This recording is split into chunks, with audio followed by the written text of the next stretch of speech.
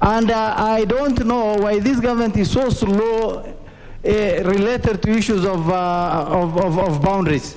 Mr. Speaker, it is the right time that we move with speed. I have no doubt, I have no iota of doubt in my mind, and I want to repeat this strongly. I have no iota of doubt in my mind that should Raila Amolo Odinga be the next president of this country, land-related issues will be an issue of the past. Member of Kikuyu. Thank you, Honorable Speaker, and I rise to support this petition by the Honorable Faisal on behalf of the people of Tumbe village. Honorable Speaker, if you listen to the petition carefully, you will realize that this is a matter that started in the 1990s, Honorable Speaker. And the reason that these people are yet to be given title deeds, Honorable Speaker, even after the community has gone to court and the land adjudicated, Honorable Speaker, baffles everybody. But Mr. Speaker, as many members have said, the question of land is a very emotive issue. Honorable Speaker, a few weeks ago, I was in Kwale, particularly in Samboni constituency. And it's shocking, Honorable Speaker, that a whole 3,000 acres in Gazi village is owned again by one family in this country, and almost half of the Shimba Hills in Kwale is owned by one family, Honorable Speaker. If you read through this petition, Honorable Speaker, you will see that the problems of land in this country emanate from political patronage and state capture of our republic since we became an independent state, Honorable Speaker. The petitioners in this petition, Honorable Speaker, are telling you that many of the people who allocated this land on paper were campaigners of their then Member of Parliament, who is named in the petition, Honorable Speaker. And therefore, Honorable Speaker, we must really as a House take this issue of land, more so in the Coast Province, and particularly the counties of Kwale, Taveta, and Kilifi, more seriously than it has been taken by successive regimes, Honorable Speaker. Honorable Speaker, the people of Kwale, if from the early 90s have land. Honorable Fatuma Gedi. Sorry, honorable members, remember, sorry, before you start, Fatuma, I will restore your time. But remember, we established a standard that on comments, on petitions, it's only 2 minutes. So it's good you work your timings well, so that you don't spend time on matters that may not be on the petition. So, Honorable Fatuma Gedi, you have your 2 minutes. Thank you, Mr. Speaker. I'll contribute. Mr. Speaker, the issue of land is it's a complex thing, and it's also very sensitive, Mr. Speaker. As leaders, we need to advise or bring solution where we can, instead of halting abuses, pointing fingers, inciting Kenyans against the leaders, Mr. Speaker. I agree with the petitioner, there is a problem. But it's not only in the coast, Mr. Speaker, it is everybody, it's everywhere in this country. And everybody have the same problem, Mr. Speaker. So when we talk about land grabbing, Mr. Speaker, we know the people who grab land, including the land that belongs to the students in Langata Primary School. We know the person who grabbed that land, Mr. Speaker. If it is about grabbing land, we know who owns the land in Taita Taveta, Mr. Speaker. We know who grabbed the land in Laikipia, Mr. Speaker. The same person, the candidate of Kenya Kwanza, we are being told is the person who grabbed land. And the father of land grabber, Arab Boshamba, Mr. Speaker. We know the person who has the heart of uniting this country and who wants to end land grabbing, none other than Honorable Raila Odinga, Mr. Speaker. Mr. Speaker, I want to beg you, Mr. Speaker, one thing. As you sit in that chair, Mr. Speaker, remember where you've come from. Sorry, Honorable Fatuma. Don't get worked up. You still have you still have 34 seconds. So don't worry, it can't get lost. You know me. It will not get lost. They will not get worked.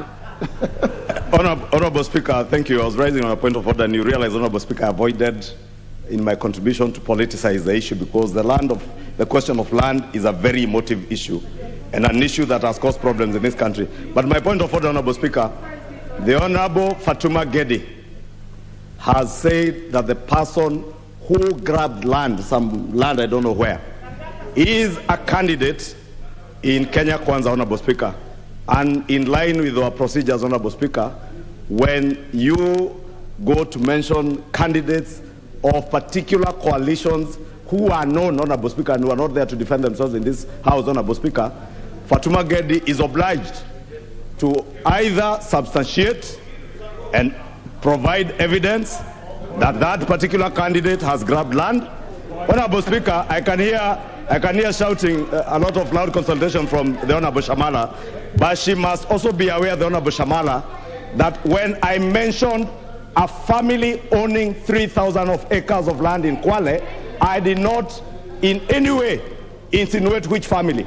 But if challenged, Honorable Speaker, I can offer evidence which family, what land they own where, but it is only right that the Honorable Fatuma Gedi either substantiates or withdraws and apologizes, especially for naming the leader of the biggest coalition and the leading coalition that is about to take government after the 2022 election. Honorable Fatuma Gedi. Thank you, Mr. Speaker. Mr. Speaker, it is in the public domain, including court orders, where one William Samoei Ruto grabbed land, including Langata Primary School, Mr. Speaker. And I have no apology to make on that. I can provide the details. And Mr. Speaker, Weston, it's one. Taita Taveta is one. Mutensi is one. Laikipia is there. I can give you the records. You have a corrupt presidential candidate to hell. Including buildings, even in Wajir, Mr. Speaker, even including Wajir. Pendeni huko. Honorable Bukose, what's your point of order? Honorable Speaker, with all due respect, Fatuma Gedi is on record and is on the Hansard claiming that William Ruto grabbed land. Can she provide that evidence in this House? We want her to provide evidence and substantiate. Honorable Fatuma. She must provide or withdraw. Honorable Fatuma Gedi, are you able to provide the evidence by way of substantiation? Mr. Speaker, give me 2 days and I will bring the details of how William Ruto grabbed land of this country, Mr. Speaker. Very well. Honorable Fatuma,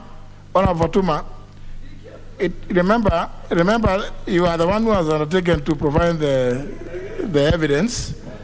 Ordinarily, Honorable Fatuma Gedi, it's good. Don't listen to those ones who are giving you stories out there.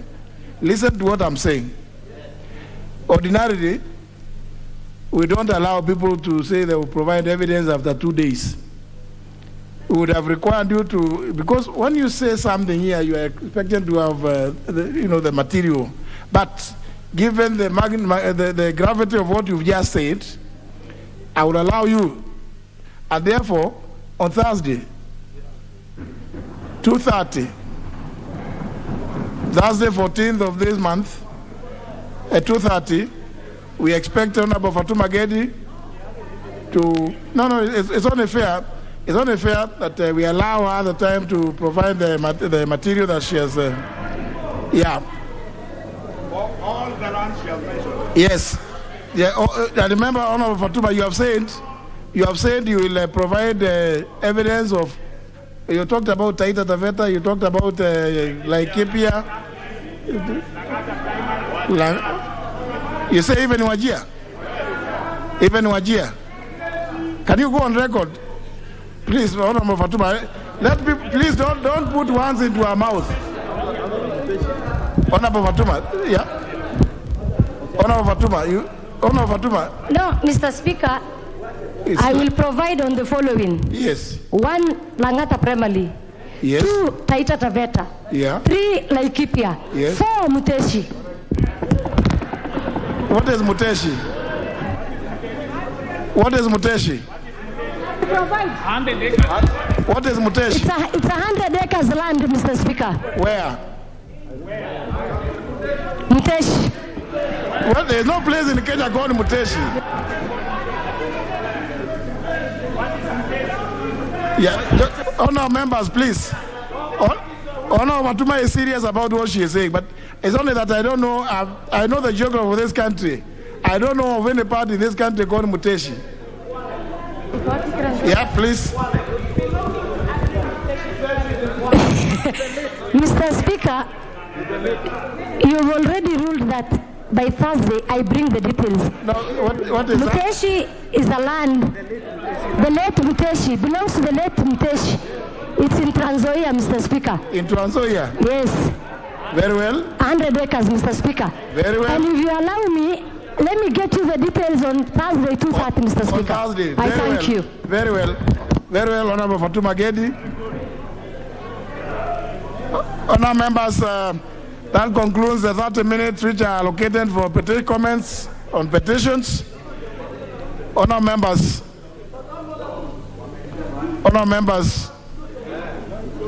that concludes and the petition stands committed to the Departmental Committee on Lands. Let's move to the next order.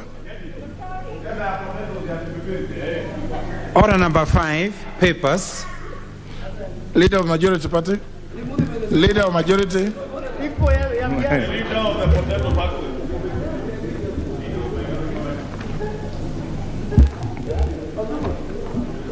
Honorable Speaker, I beg to lay the following papers on the table of the House today, Tuesday, April the 12th of 2022. Number 1, the 2022-2023 Annex of Estimates of Revenue and Expenditure for State Corporations of the Government of Kenya for the financial year ending 30th of June 2023 from the National Treasury. Number 2, legal notice number 20 of 2022 relating to the engineers scale of fees for professional engineering services, rules 2022, and the explanatory memorandum from the Ministry of Transport, Infrastructure, Housing, Urban Development, and Public Works. Number 3, the reports of the Auditor General and financial statements in respect to the following institutions for the year ended 31st of December 2021, and the certificates therein, and these are the Kenya Reinsurance Corporation Limited, number B, the Development Bank of Kenya Limited, and number C, the Consolidated Bank of Kenya. Number 4, reports of the Auditor General and financial statements in respect to the following institutions for the year ended 30th of June 2021, and certificates therein, and these are the Coffee, Sherry Advance Revolving Fund, and the Commodities Fund. The 5th batch of papers is the reports of the Auditor General and financial statements in respect to the following institutions for the year ended 30th of June 2020, and the certificates therein, and these are the Veterinary Medicines Directorate, the Railway Development Levy Fund Operations Account, and the Coffee Cherry Advance Revolving Fund. Number 6, the reports of the Auditor General and financial statements in respect to the following constituencies for the year ended 30th of June 2020, and the certificates therein. And these are Bamachoge Chache and Homa Bay Town. Thank you, Honorable Speaker. The Chairperson, Committee on Lands. Thank you, Honorable Speaker. Honorable Speaker, I beg to lay the following paper on the table of the House today, Tuesday, April 12, 2022. A report of the Departmental Committee on Lands on its consideration of a public petition number 63 of 2021 by residents of Mwananguvunze village in Timbwani ward of Likoni constituency regarding securing land ownership rights of Mwananguvunze residents. Thank you, Honorable Speaker. The Chairperson, Departmental Committee on Finance and National Planning, or a member thereof. Member for Kitui Rural, yes. You have become a permanent agent of necessity. Thank you, Honorable Speaker. Honorable Speaker, I beg to lay the following papers on the table of the House today, Tuesday, April 12th, 2022. Reports on the Departmental Committee on Finance and National Planning on its consideration of 1, the petition pertaining the public petition number 09 of 2021 by agreed pensioners across the country regarding devolution of pension services, and 2, the public petition number 051 of 2021 by concerned teachers within the Republic of Kenya regarding financial support of the Central Bank of Kenya in the matter of Spare Bank Limited under Section 34 and 36 of the Central Bank of Kenya Act. Thank you, Honorable Speaker. Very well. Next order.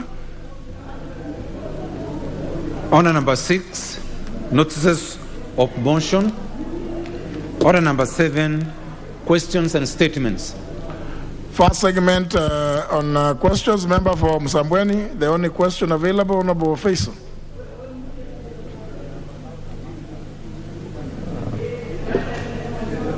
Thank you, Mr. Speaker. I rise to ask question number 106 of 2022, directed to the Cabinet Secretary for Interior and Coordination of National Government. 1. What steps has the ministry taken to ensure that Mr. Amani Mohamed Mwafujo of ID number 26006118, who was allegedly abducted by security officers on 21st March 2022 at Shanzu bus stage, Mombasa County, after being released from Shimolatewa GK prison, has been located and reunited with his family. 2. What is the status of investigations into the said abduction as reported at the Bamburi police station on 22nd March 2022, via occurrence book number 13/2022/03/2-22. Number 3, what measures has the ministry put in place to address increased cases of mysterious disappearance of persons across the country? Thank you, Mr. Speaker.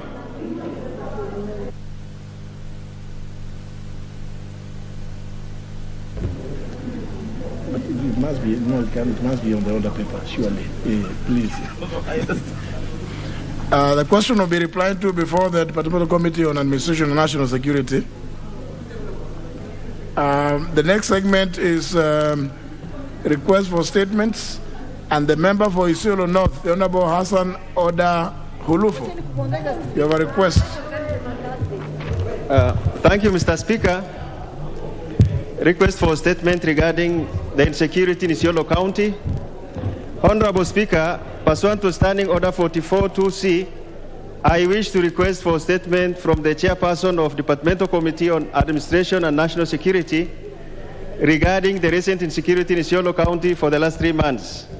Honorable Speaker, there has been influx of armed herders from Samburu County and Laisabis Sub-County of Marsabit County into Isiolo Central Sub-County and Quorum Division of Merti Sub-County. This is of great concern in that there has been persistent raids by immigrant herders leading to loss of lives, injuries, loss of property, that is cattle, camels, sheep, and goats, and invasion of wildlife protected areas, posing risk to endangered wildlife species and loss of revenue from tourist hotels. Honorable Speaker, further, there has been attacks on road users and travelers on Isiolo Quorum Road, Merti Go-To Road, leading to killings, injuries, and mass displacement of Isiolo pastoralist communities from part of Isiolo Central and Quorum Division and also part of Kina Division. Further, interruption of public transport from Merti Sub-County to Isiolo County headquarters and displacement of people and disruption of livelihood at an unprecedented level. Honorable Speaker, it is against this background that I seek a statement from the Chairperson of the Departmental Committee on Administration and National Security on the following. 1, Roman 1, could the Chairperson explain measures the government has put in place to enhance security in the region, and in particular, consideration of restoring public sector transport between Merti Sub-County and Isiolo County headquarters? Roman 2, could the Chairperson explain action taken by government to flush out bandits, raiders, and invaders across Isiolo County, including those in the game parks, and when will this commence? Roman 3, could the chairperson explain whether investigations have been undertaken, if any, to determine who is arming and providing logistic support, and what measures are in place to bring them to book? Roman 4, what plans has the ministry put in place to take stock of National Police Reservists in Samburu County and Laisami Sub-County and Conservancy Rangers, and state whether there is any possible involvement in the mayhem? Thank you very much, Mr. Speaker. Chair, Administration and National Security, Honorable Mwadi. Thank you, Honorable Speaker. And indeed, just about a week ago, the committee on its own motion engaged the CS Interior regarding that matter. He only gave us a brief on what was happening, and we asked him to bring details. But now, going by the fact that there is a request for statement, I want to believe that within 2 weeks, Honorable Speaker, we'll be able to deliver. I thank you. Honorable Hulufo. Honorable Speaker, what is happening in Isiolo is unprecedented. Actually, the magnitude is similar to what has been happening in Laikipia. So 2 weeks is such a long time. We are losing lives, and actually part of the county is completely cut off. An entire sub-county called Merti, people could not, actually we are literally under siege. So I wish the chair could be able to provide us with, respond to my request in the shortest time possible. Actually, last weekend alone, we lost 9 people just on the edge of Isiolo town. Yes, Honorable Mwadi. Thank you, Honorable Speaker. What I can do is to share with the Honorable Member the report that was tabled by the CS, even as we wait for the details. There are some measures that he's taking which are enumerated in that report and which I can share immediately with him. Well, of course, the rest of the issue is obviously, I imagine that everybody is aware of the calendar of the House. So, but I think maybe Honorable Hulufo, you could, just have, get in touch with the Honorable Mwadi. You can discuss that and see whether there is other interventions that the committee could, even on, after discussing with him. Yeah. Very well. That concludes order number 7. Next order. Yes. Speaker, on a point of order, Honorable Speaker. Honorable Speaker, on the 25th of January 2022, we had the political parties membership regulations of 2021 tabled before the House, Honorable Speaker, and they were committed to the relevant committee, Honorable Speaker. And it's now almost 3 months after that, the tabling of those regulations. And I am aware, Honorable Speaker, that the Office of the Registrar of Political Parties has been using these regulations without either the approval or annulment of this House, Honorable Speaker. And the committee has never come back to the House to advise us whether to either approve those regulations or annul them, Honorable Speaker. And I wanted to get your guidance because I have a feeling, Honorable Speaker, it could be a very deliberate attempt to have these regulations take effect through the attrition of time, and it's only fair that we get an opportunity to be able to interrogate as plenary what is contained in those regulations, Honorable Speaker.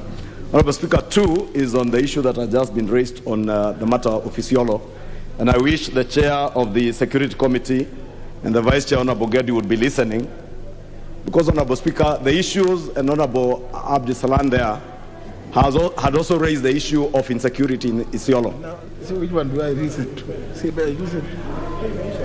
Thank you, Honorable Speaker. And Honorable Speaker, if you can advise, if you can also protect me from the member for Kipipiri or the leader of the minority within the majority, formerly majority party, so stop shouting at me from his seat and be patient. because I cannot be intimidated by the shouting of a man from Kipipiri, Honorable Speaker, and he knows himself. Honorable Speaker, I was saying on the issues to do insecurity, Kimunya, you either allow me time or act in a manner befitting the office you hold as leader of the minority within the majority, formerly majority party. Honorable Speaker, I was saying the issues of insecurity, Honorable Speaker, and I'm happy now Gedi and Honorable Gedi and Honorable Mwadhi could now listen. The Honorable Abdisalan had also raised that issue of insecurity in Isiolo. And I want it to be on record, Honorable Speaker, that is not just Isiolo, Honorable Speaker. It started in Laikipia, as the Honorable member from Isiolo has said. It has now moved, it went to Baringo. It is now in Isiolo. It was in Garissa, Honorable Speaker. I also want to report, Honorable Speaker, and maybe it's something that the leader, the chair of the committee needs to get into and address with the CS. In the run-up to elections, Honorable Speaker, we have seen these things happen before. And it is not a matter that we should be taking lightly, Honorable Speaker. Beyond the regions of Baringo, Laikipia, Isiolo, Garissa, and also, Honorable Speaker, in the Mount Kenya region, Honorable Speaker, there is a deliberate resurgence of the Mungiki menace. And that resurgence of the Mungiki menace, Honorable Speaker, I have an incident where the Honorable member for Thika, the Honorable Jango Wainaina, was stopped by elements of Mungiki from accessing a shopping center until he pays up, Honorable Speaker, to be able to address members of the public. Therefore, Honorable Speaker, I wanted to ask that the chair of the Security Committee please address yourself to the issues of insecurity, more so what seems to be politically instigated violence, be it in Isiolo, Baringo, Laikipia, or in the Mount Kenya region, where Mungiki seems to be regaining its foothold, Honorable Speaker, under the full view and glare of the public. And the CS in charge of the Interior, Honorable Matiang'i, and his PS, and the Inspector General of Police must listen to the alarm bells being raised by the member for Isiolo and the Honorable Abdisalan. These are issues that go beyond the normal politics, Honorable Speaker. If we allow elements of the former Mungiki gang or other vigilante groups in this country to start taking charge of security, Honorable Speaker, that they are the ones now allowing politicians to address rallies or not to address in particular areas. And this is very prevalent now, Honorable Speaker, in sections of the Mount Kenya region, other sections like in Isiolo, Honorable Speaker, and Laikipia. We have seen Kenyans dying, Honorable Speaker, and the government is just sitting and doing nothing, Honorable Speaker.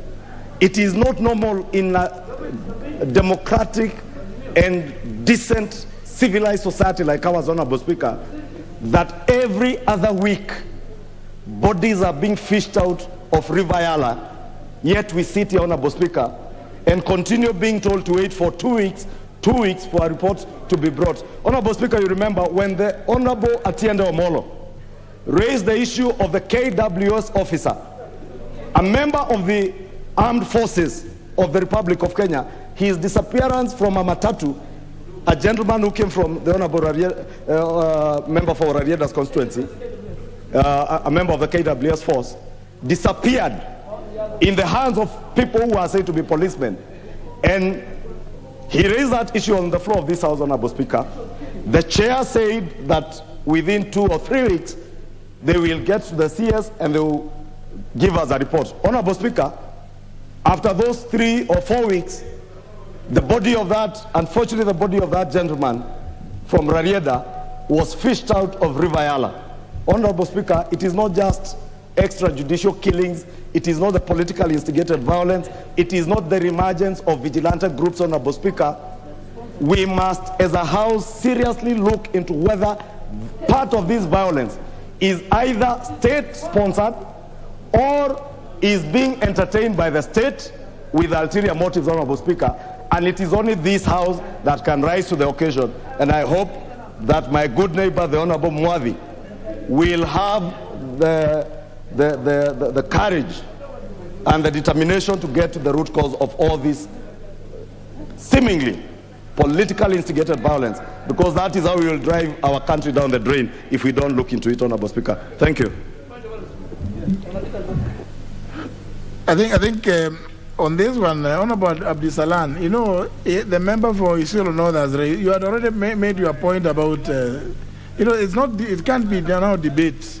It's a request for a statement. If you wanted to raise, to also make your request, you could have done the same thing that the member for Isiolo North has done. Honorable Abdisalan, that's the reason why you are coming to whisper to me here. You see, I was not able, Honorable Abdisalan. Mr. Speaker, I've just returned from Isiolo yesterday. And 5 of the 9 deceased happened to be my close relatives. Mr. Speaker, I think for those who have gone there, what is happening currently in Isiolo is not something that can wait for the next 2 weeks. I can assure you. So many lives will be lost. I have no iota of doubt in my mind. Should drastic action not be taken now as we are speaking, many lives will be lost. Mr. Speaker, we have had very difficult time in trying to cool those people not to carry out a revenge attack. Mr. Speaker, it is simple. There are only 2 options available here. One is carrying out disarmament to communities that have continuously carried out killings of innocent people. The second one is trying to providing for Kenya Police Service, who are under the National Police Service. That will only require the CS and the PS to be called. Records to be checked, and then the actions taken. I think I want to plead with my good friend, the chair for Security Committee, not to take long to. We really need to save lives and livelihood of those population. This should be, seen as something unique, a life-saving action. I want to plead with him that in the next 5-6 days, something should be done about this. If we don't, then expect more and more killings. Thank you. See, members, there's always something which is, I don't know, we have spoken about this day in, day out, year in, year out since 2013, about the inadequacy of this system. But there we are. We still have to live with it, because the Honorable Mwadhi can only undertake to go and fight. In fact, take this statement. Not even him. It's actually not even the Honorable Mwadhi. Parliament is supposed to go to take this statement to the Cabinet Secretary, and the Cabinet Secretary is required to just send to the Honorable Mwadhi as his agent to read a statement here. Even if the statement says we are now comping the whole place, that's what the Honorable Mwadhi will come and say here. And then Honorable Abdisalan will be saying, you are not comping. I was there yesterday. Honorable Mwadhi will say, they are saying they are comping. So it will just, But if the minister, the Cabinet Secretary was here in the House, honorable members, those of you who are in the 11th Parliament, you know that we had proposed something we call the General Oversight Committee. See, those CSS would be here, but well, we will continue with this because it's the Honorable Mwadhi. Honorable Mwadhi. Yes, Honorable Speaker, because this is a house of rules, and there is a procedure of how we do or conduct business. I hear the statement request from Honorable Hulufa, but I don't know where you place the request or the debate, if I may call it so, for lack of another word, from Honorable Ishungwa, because he spoke about Rivayala, he spoke about Mungiki, he spoke about political instigation, he spoke about state, capture or what. I don't know how then that will be captured in the records to be able to be responded, or was it just a wild statement which did not follow procedure? I'm seeking your guidance, Honorable Speaker. The Honorable Ishungwa rose in his place claiming for a point of order. So you place it there. It was a point of order, but it was not directed, and he seemed to have addressed all the issues that you've captured very well, Honorable Mwadhi. So what's the What's the Honorable Duale's point of order? No, he's not distracting me. Kimunya is really discussing a serious matter with me. Yeah. Honorable Speaker, I just want your guidance. The Minister for Finance has read the budget highlights and revenue-raising measures. But, Mr. Speaker, Chapter 12 of the Constitution deals with matters of public finance management. And, Mr. Speaker, and the Public Finance Management Act of 2012 squarely anchors the National Assembly as the budget-making house.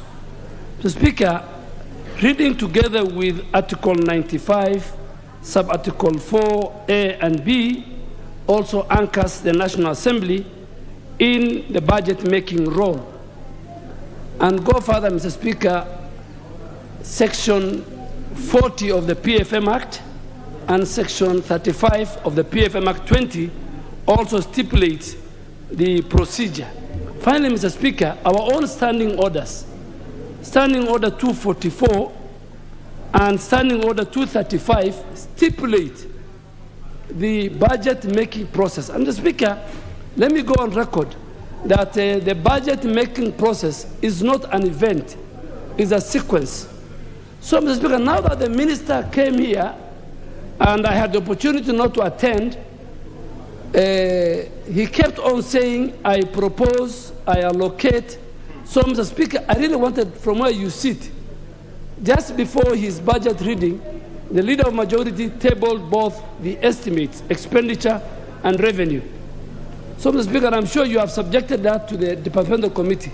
So, Mr. Speaker, from where you sit, I want you to tell us now, how do we deal this budget, these estimates that was read? That's number one, Mr. Speaker. And finally, Mr. Speaker, on a different matter, Speaker, last week I raised a statement on the fuel crisis in the country.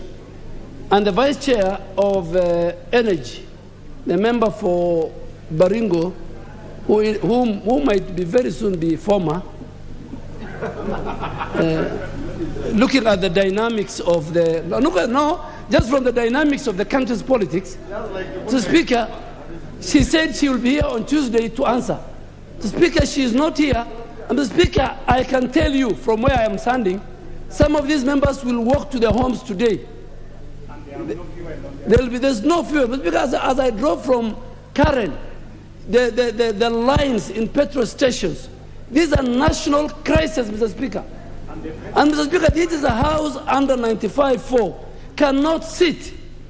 This house, Mr. Speaker, under your leadership, decided not to deal with the petroleum taxes and levies amendment bill, which is supposed to be at the third reading, where we can reduce taxes. Secondly, Mr. Speaker, the same minister who read the budget here is sitting on over 30 billion subsidy money he's supposed to pay to oil marketers, which have all been paid after even the president has assented to the supplementary budget last week, Mr. Speaker. Speaker, this is not a banana republic. The vice chair who took undertaking, the Speaker, must come and tell us from the energy and the petroleum ministry, what is the answer, Mr. Speaker? Speaker, this house, even if the election is around the corner, all of us took an oath to protect and talk about issues. Each one of us, this is about, it's not about partisan. This is about issue of Kenya. Speaker, Kenyans are queuing for petrol and gas. They are being told to queue for SIM card, which after I tweeted, they are now rescinded. They are queuing for jobs. They are queuing for food. They are queuing for milk. Speaker, they are walking around with kerrigan. Speaker, this is not the House. So, Speaker, I really wanted you to give us direction. How do we deal with the matter of budget? The estimates are with us. Our chairs of committees are here. Secondly, I need an answer, which I was assured, and you directed it, and the chair said, the vice chair said on Tuesday, but she's nowhere to be found. So, Speaker, and then, in fact, Mr. Speaker, we should suspend everything else and discuss the fuel crisis in our country. Thank you, Mr. Speaker. No, well, you see, he was on a point of order. So let me, Honorable Charles Kilonzo, let me first of all deal with the issue. On the first point, as we all know, the provisions of Article 95, Clause 4, and particularly Paragraph B, it is this House that appropriates national revenue to all the national or state organs, including Parliament, Judiciary, and the National Executive, and all other independent institutions and offices. So I think the people sitting in Treasury are caught in some historical webs. The language seems to be giving them a lot of problems because they are used to coming here and saying, I'm going to do this, I'm going to do the other. They have completely ignored that it is not their function to allocate, to purport to appropriate. It is that is the function of this House. And Kenyans, in adopting the Constitution, made it very clear. So they can propose to the House. In fact, all they need to do is just look at what happens in other jurisdictions. You propose to the House where the House has similar constitutional mandate like ours. You propose to the House. It is the House to deal with your proposals. But Honorable Duale, you know, sometimes we just forgive them for they know not what they say. I mean, you know, we're trying to tell them, please, you can only make proposals. It's okay for them to propose. And remember, you and I, Honorable Duale, and I'm sure several members here would recall that we went through a very rigorous process.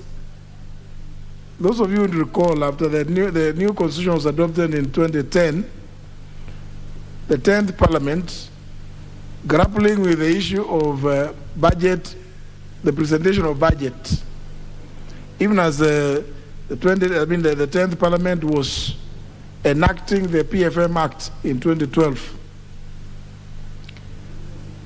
were unable to come up with how the House, as a House, would receive those highlights. And the 10th Parliament then, Honorable Charles Kilonzo, you are there, unless you have forgotten, you provided that the budget highlights will be presented before a committee, and because of the provisions of Article 121 on quorum in the House, you provided that committee, being the Budget and Appropriations Committee, would comprise of 51 members, so that the House will coordinate, or the committee will act like a House. But remember, when we came in 2013, we found that really quite unworkable, that the rest of East Africa would be, the ministers responsible for finance would be presenting budgets before the people's representatives in their parliaments. And it is you members who then reorganized the standing orders very quickly. And I must thank the members of the House for coming up with that proposal and for the House to have accepted.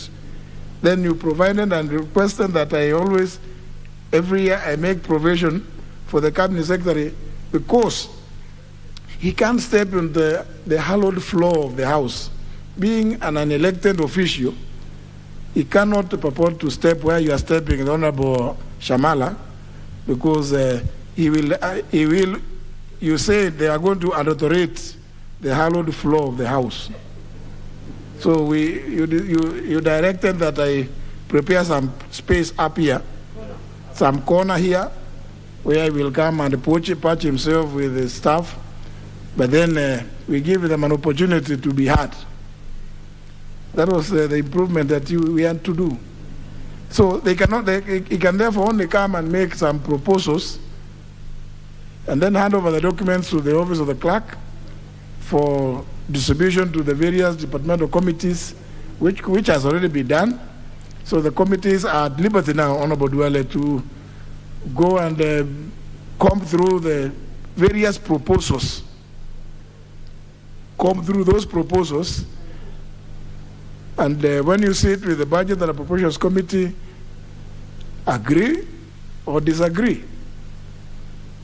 I mean, you are not bound by those proposals. Nobody is bound. Those are just because as it is, there would be still be proposals from Australia. You know, you are not quite bound by those. So you are at liberty.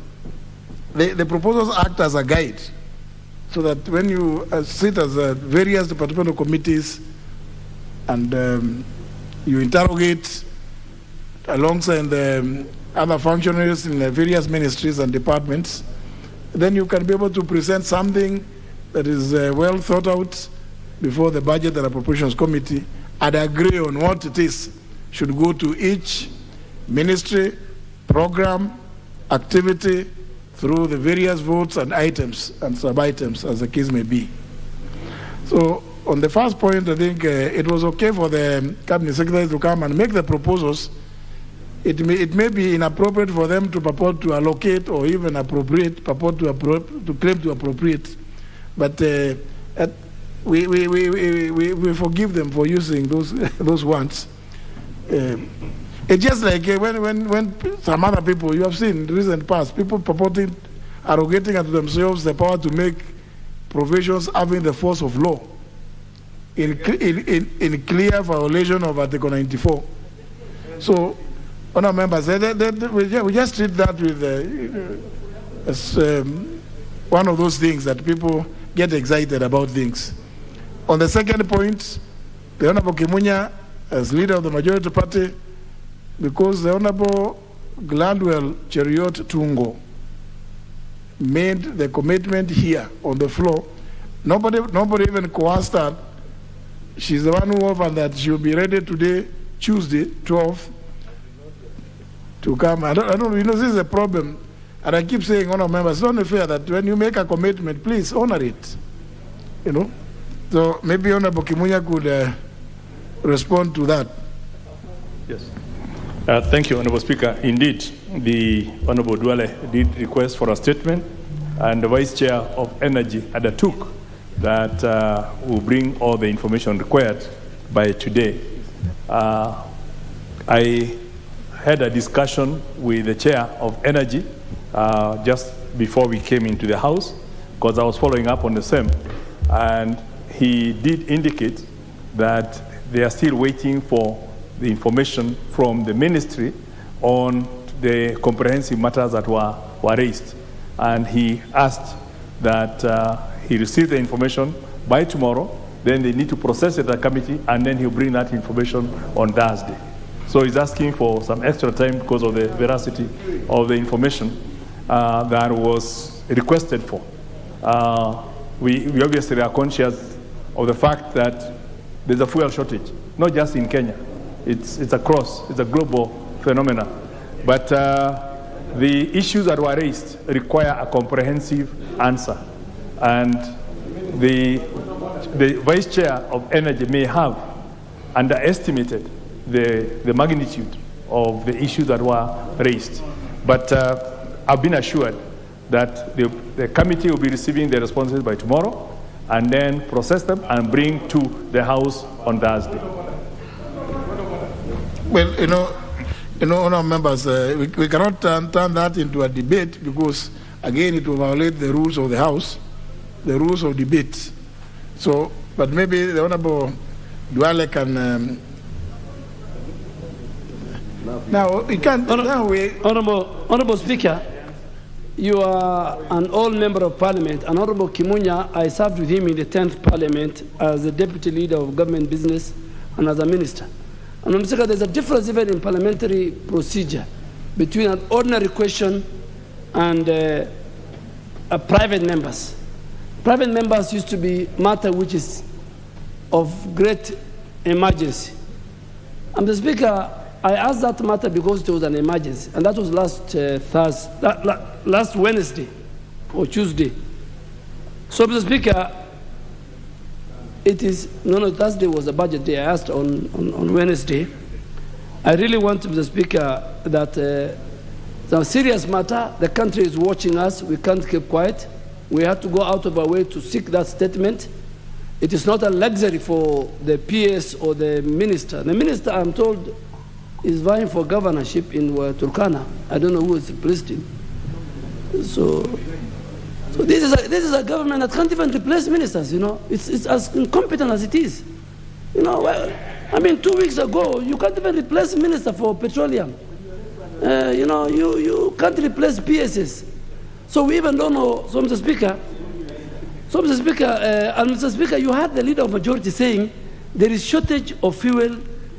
This same ministry is contradicting. The government is sits here on behalf.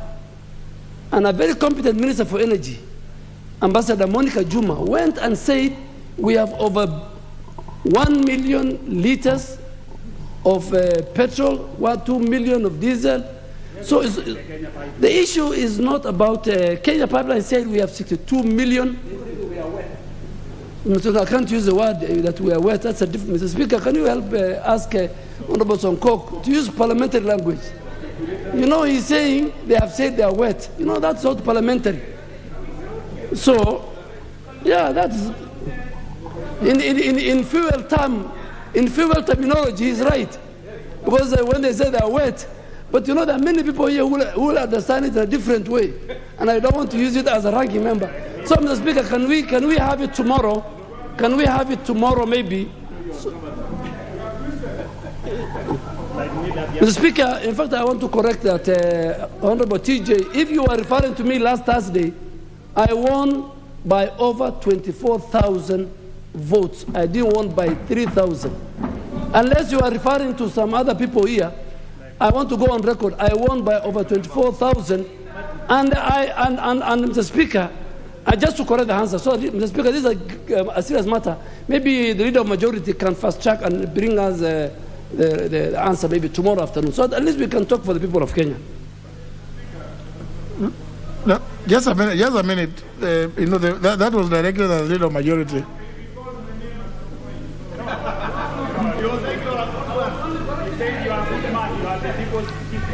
Honorable Gemunya, he made a request. Is it possible?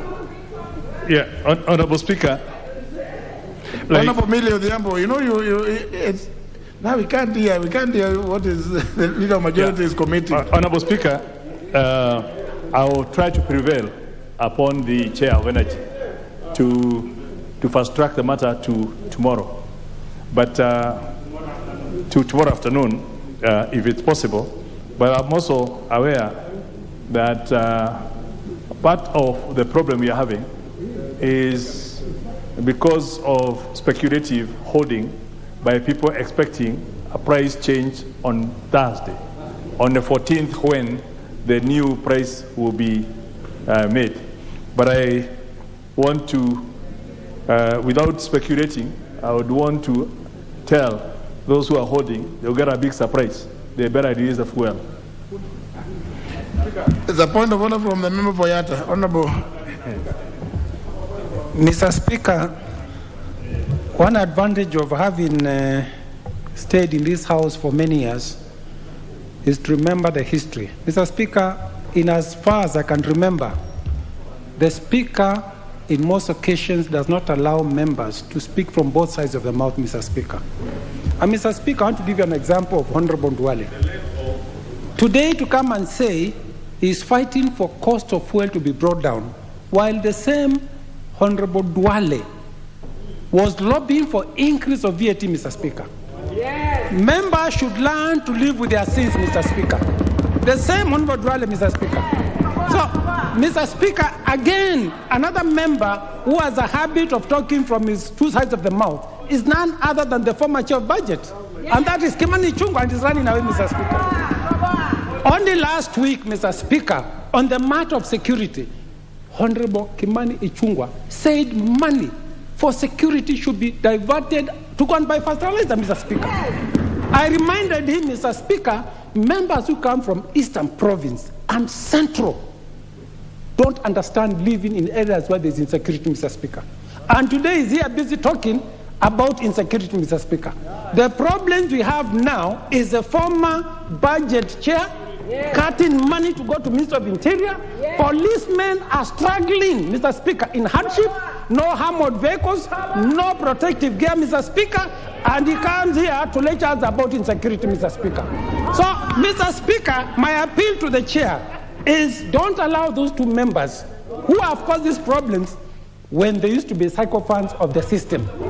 Now that they have seen the light, Mr. Speaker, they should not be given all that airtime because they are already a nuisance in this house, Mr. Speaker.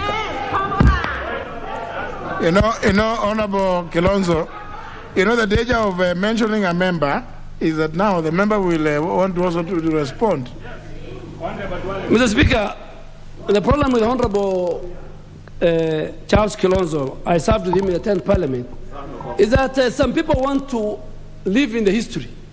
I was a leader of majority. I don't deny that. Now I'm a ranking member and member for Garissa Township. So if you expect me to live in the history of the leader of majority, Mr. Speaker, if it is about speaking from both sides of your mouth on matters security, this same Charles Kilonzo has a history. His father was a commissioner of police. When Ouko died, when Robert Ouko was killed, he's being haunted. He's being haunted by insecurity. Shame on you. This is what are you talking about? His father was a culprit.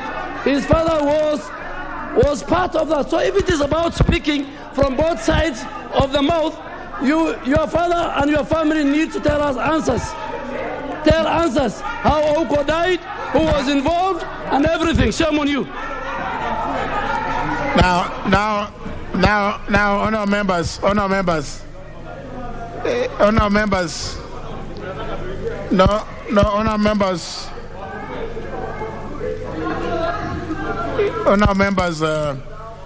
You see, I know these are exciting times, and if we are not careful, members could find. But that's what the leader of majority has given you. What? No. You don't. What do you mean? No. You can't. Honorable. No, but the matter has already been concluded.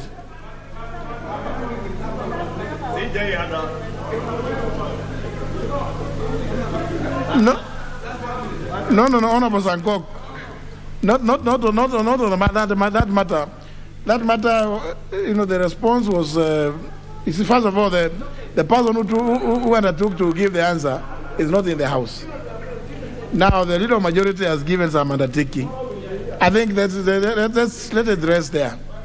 In any event, now even if you raise to say this is not correct or the other, you have no facts. Let him bring the statements. Let him come with a response. Then we can debate it then. Honorable Kajuang, what is your point of order? Mr. Speaker, something is troubling me. Is Honorable Member for Suba North in order to say that the grandmother of Member for Garissa Town was a colonial chief? Is this in order? Is this in order, Mr. Speaker, sir? Now, please, Honorable TJ, I've not heard the member for Super North talk about anybody's grandmother.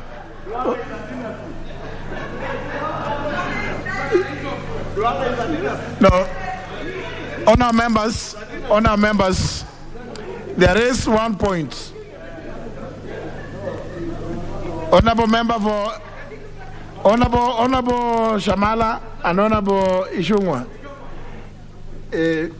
Let us first of all, the Honorable Ishungwa raised a very fundamental point of order, which unfortunately you people, because of these exchanges, you are going to lose. The issue of regulations which were submitted here and were referred to the Committee on Delegated Legislation, whose chairman is the Honorable Kamket, and the vice chair is the Honorable Jagagua.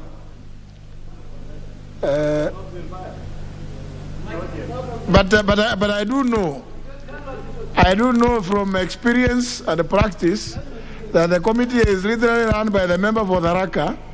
So why don't we get the member for the Raka telling us where those regulations are?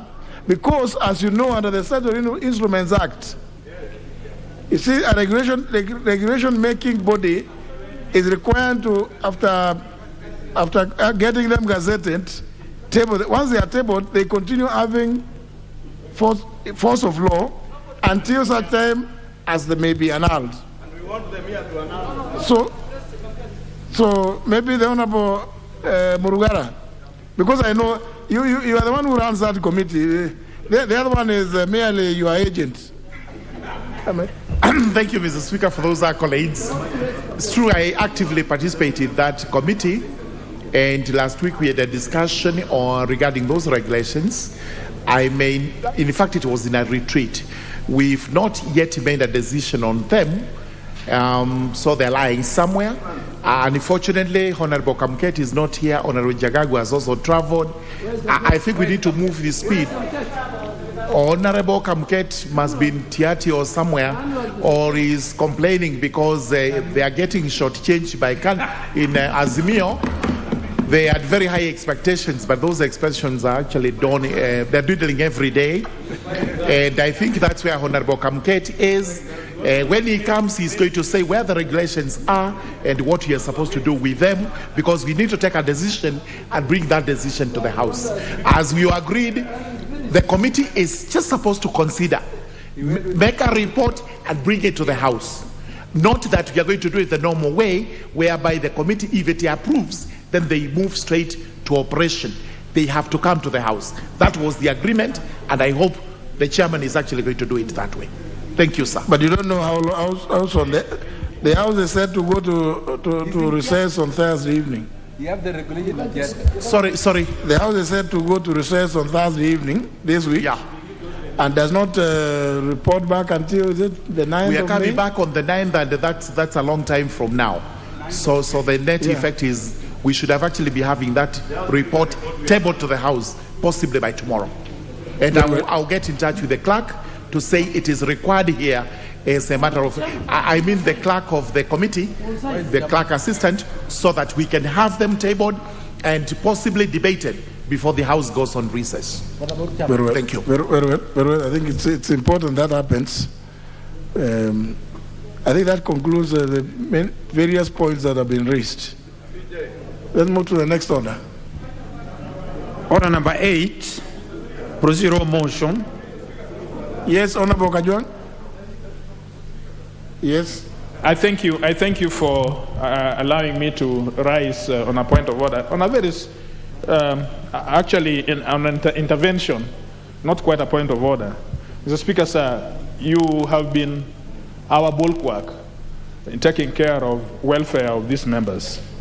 And as the chair of the Parliamentary Service Commission, you've done a fantastic job. Many of us, you have mentored us to where we are. But, Mr. Speaker, sir, a few things happened in the recent past that are worrisome, especially for members from Nairobi and areas in the environs,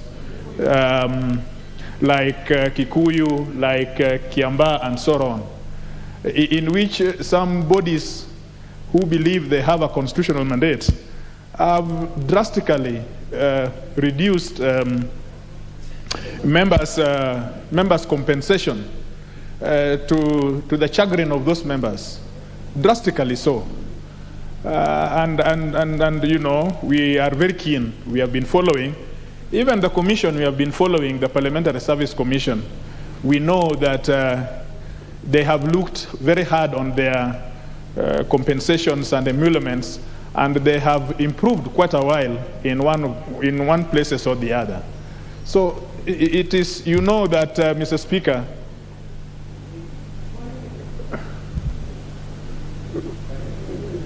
Mr. Speaker, we have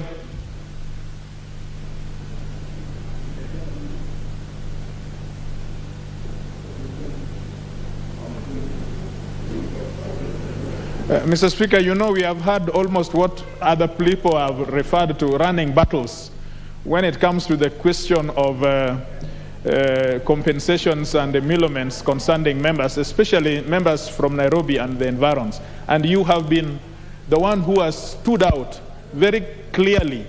Even when our principals elsewhere have spoken against it, you have maintained your resolution that members should be in a place that they can offer service to this country.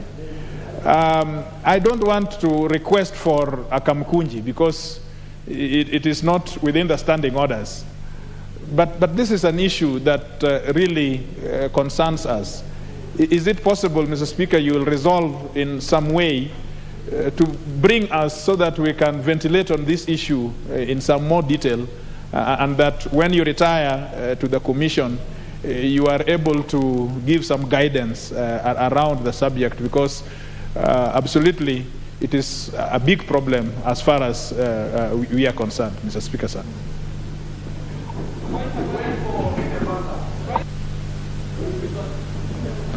The only problem with Honorable Kajwang is I don't know. You wanted to have it ventilated where?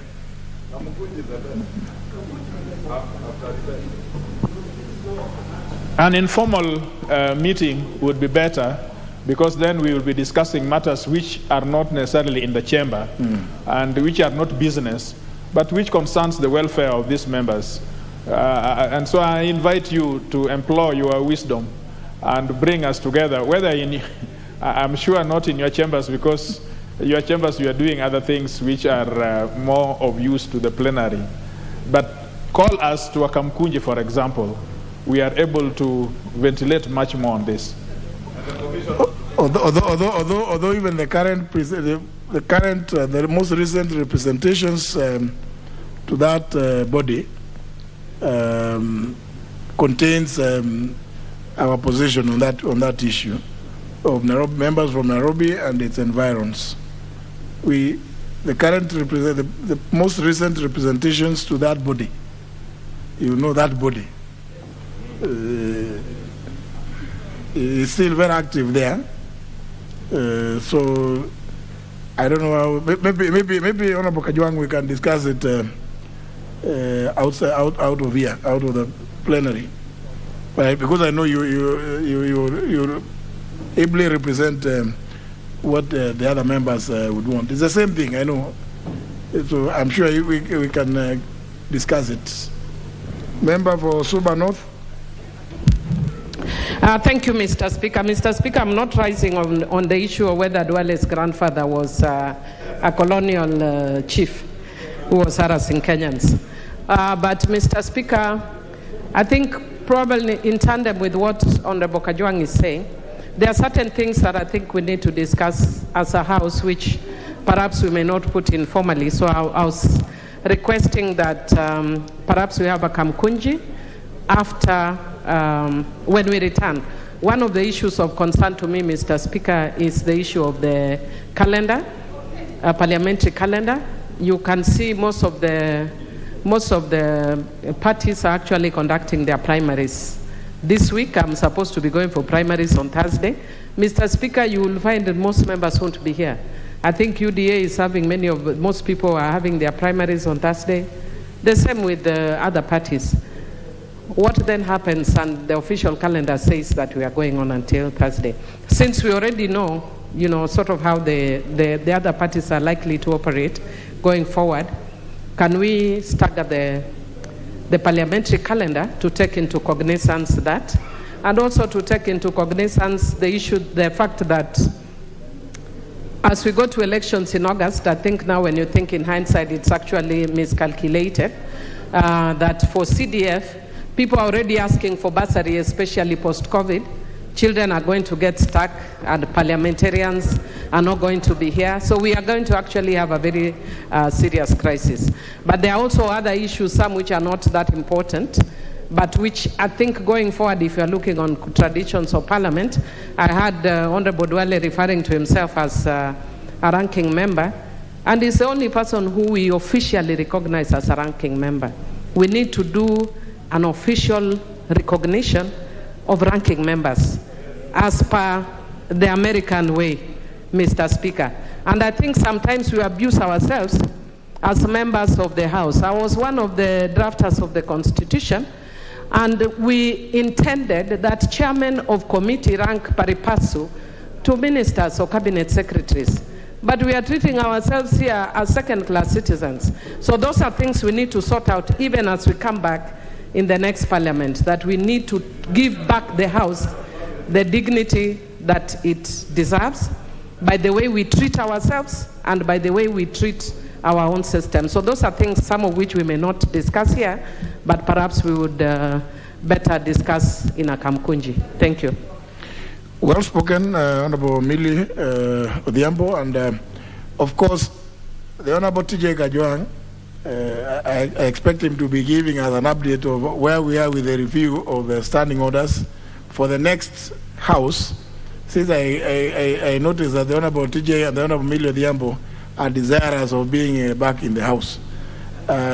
So make good recommendations in the review so that before we adjourn on 9th of June, Sinedie, we will have adopted some revised standing orders.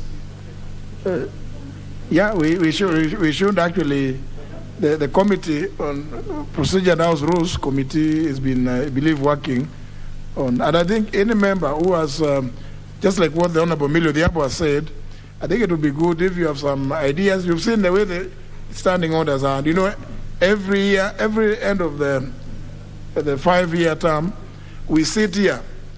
In fact, it is one of the worst days for whoever is speaker, because I think Honorable Millie Odhiambo, Honorable Duale, Honorable Kimunya, and others, when you're in the 10th Parliament, you made some rule, I think it was there previously, that the speaker has to sit throughout and go through every every section of the proposed standing orders. It's a very so I hope Honorable TJ doesn't come with too many proposals, because it will be a terrible day for me. And yes, and it's very long. So, but nevertheless, the points made, Honorable TJ, Honorable Millie, I think those are good points, and maybe TJ you could inform if you could get maybe if you are here on Thursday, perhaps you can give an update of where we are in that process of reviewing. Eh? Very well, thank you. Next order. Order number 8, procedural motion, reduction of publication period for a specified bill. The chairman, no, this is leader majority. Yeah, Honorable Speaker, I beg to move that, notwithstanding the provisions of Standing Order number 120, this House resolves to reduce the publication period of the Finance Bill, National Assembly Bill number 22 of 2022, from 14 days to 4 days. And Honorable Speaker, the essence of this reduction is to facilitate the first reading of the Finance Bill so that it can be committed to the Finance Committee, and then they can start the work on considering this when we are on recess. Honorable Speaker, and we have said this before, we started this tradition of having a publication period of 14 days, which in the old days was meant to facilitate public participation before the bill is then first read a first time. But we have since Constitution in 2010 introduced public participation as an integral part of the review of the bill, which is also taking it 14 days after the first reading. So the first 14 days that had been foreseen in the old days is actually redundant.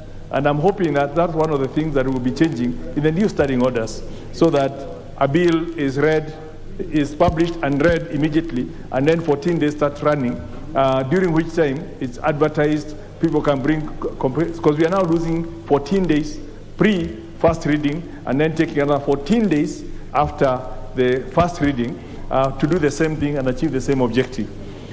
Honorable Speaker, again, this is an appeal to the House because time is not on our side. We go on break on Thursday. We have 3 to 4 weeks to come back, and by the time we consider and finalize on the appropriation, we hope we also provide for the financing of those appropriations through the finance bill before we break on the 9th of June. And because of all that, it's important that we can fast track as much as possible any bill to do with the finance bill. Honorable Speaker, I beg to move and request the Honorable Dwele to second. Honorable Dwele.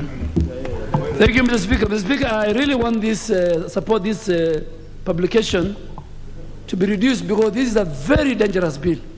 And the earlier the better it goes to the people of Kenya for public participation. Because we are living on Thursday, so that the Committee of Finance can consult as many stakeholders as possible, because I have scanned through this bill. It touches on the basic life of our ordinary citizens in terms of taxation from unga to wheat to bread to water.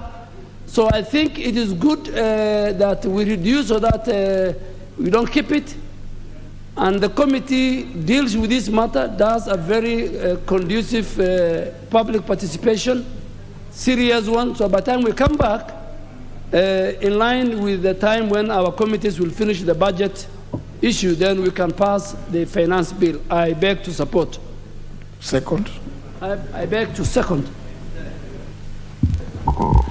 Honourable members, I propose a question, which is that notwithstanding the provision standing under 120, this House resolves to reduce the publication period for the Finance Bill, National Assembly Bill number 22 of 2022, from 14 days to 4 days. It's a desire of the House that I put the question. It's just shortening the publication period for the reasons that have been explained. Yeah, I mean, so, honourable members, let me put the question, which is that notwithstanding the provision standing under 120, this House resolves to reduce the publication period of the Finance Bill, National Assembly Bill number 22 of 2022, from 14 days to 4 days. Will as many as that opinion say aye? Aye. As many as the contrary opinion say nay? The ayes have it. Order number 9, motion, extension of period for consideration of the nominees to the Ethics and Anti-Corruption Commission. Leader of Majority.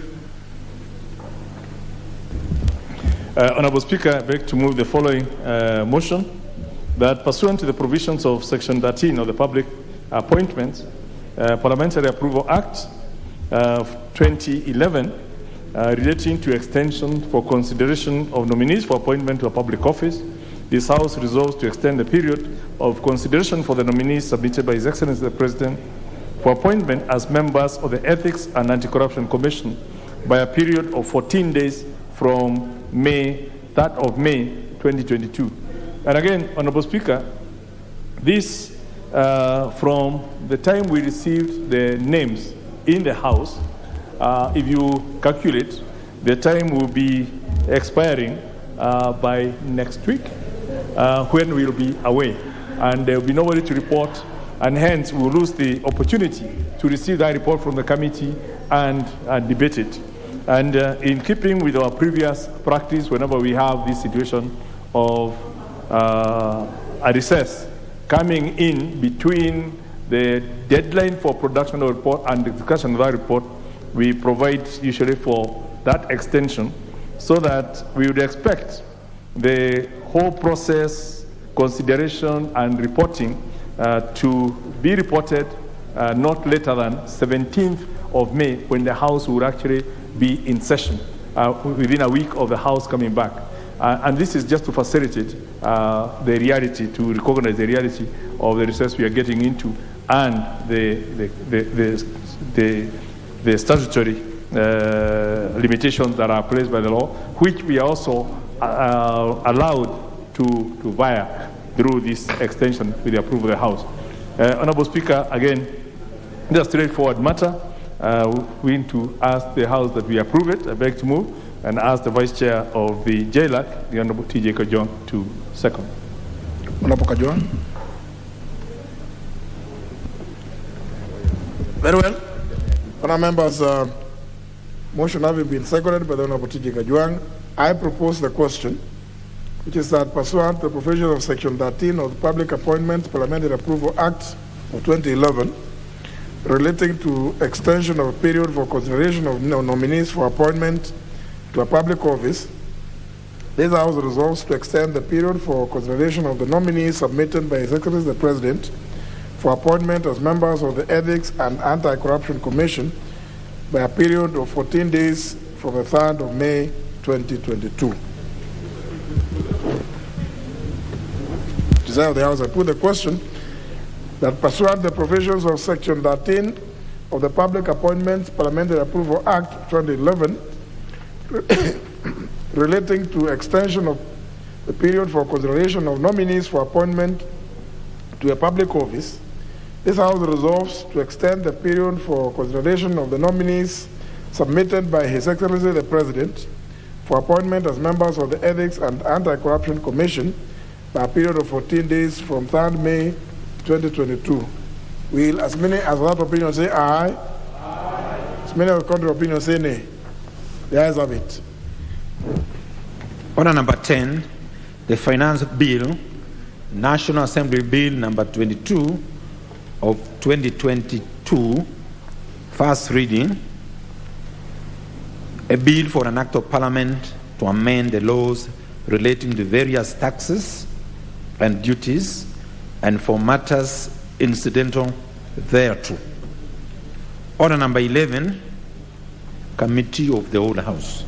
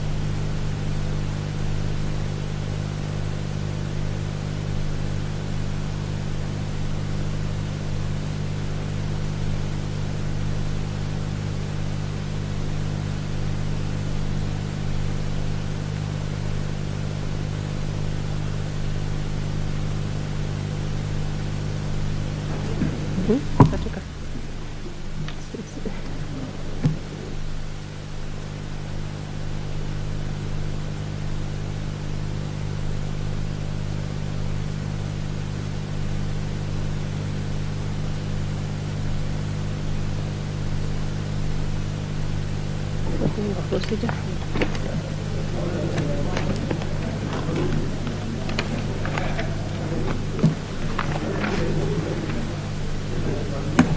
Please proceed.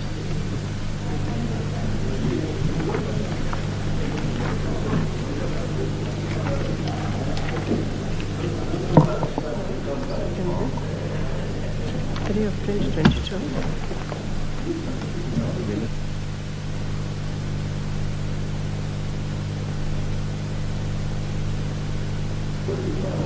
Order, members. We are now in committee of the whole House to consider a number of bills, and we are going to start with the Elections Amendment Bill number 3 of 2022. Clause 3.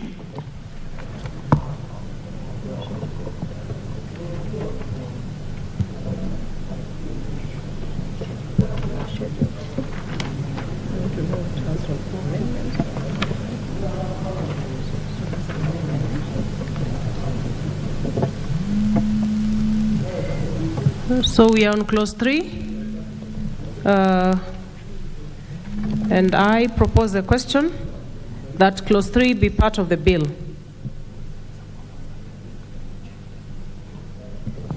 Chair, J-Lock.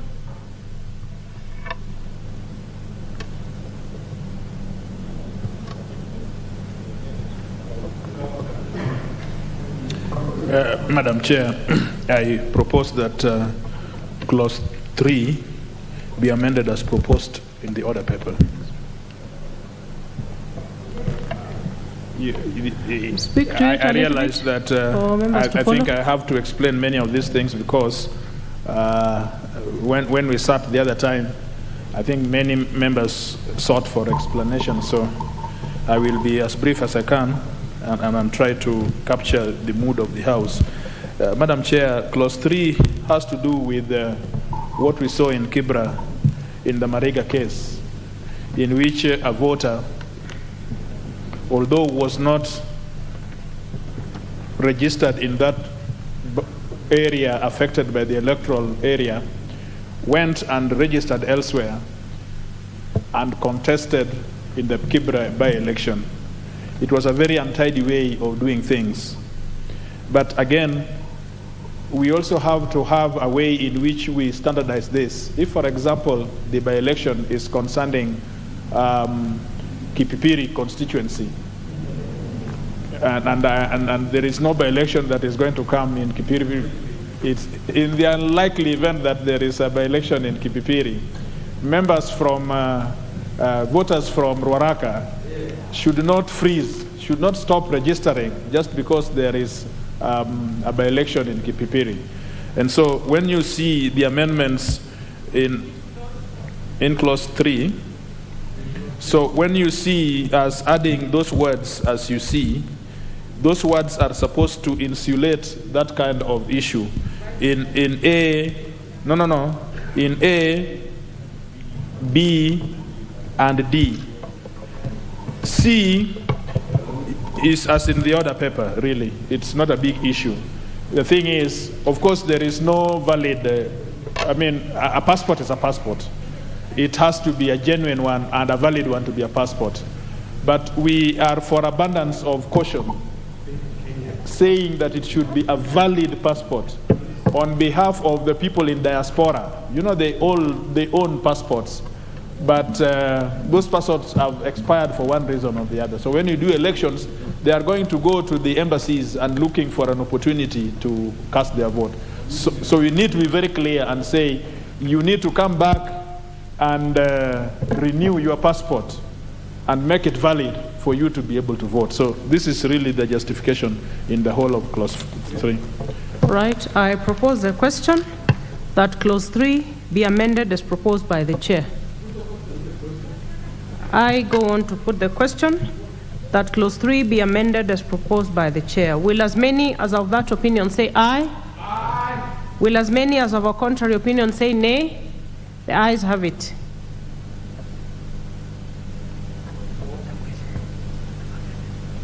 I go on to put the question that clause 3 as amended be part of the bill. Will as many as of that opinion say aye? Aye. Will as many as of a contrary opinion say nay? The ayes have it. Clause 4. I propose a question that clause 4 be part of the bill. Chair?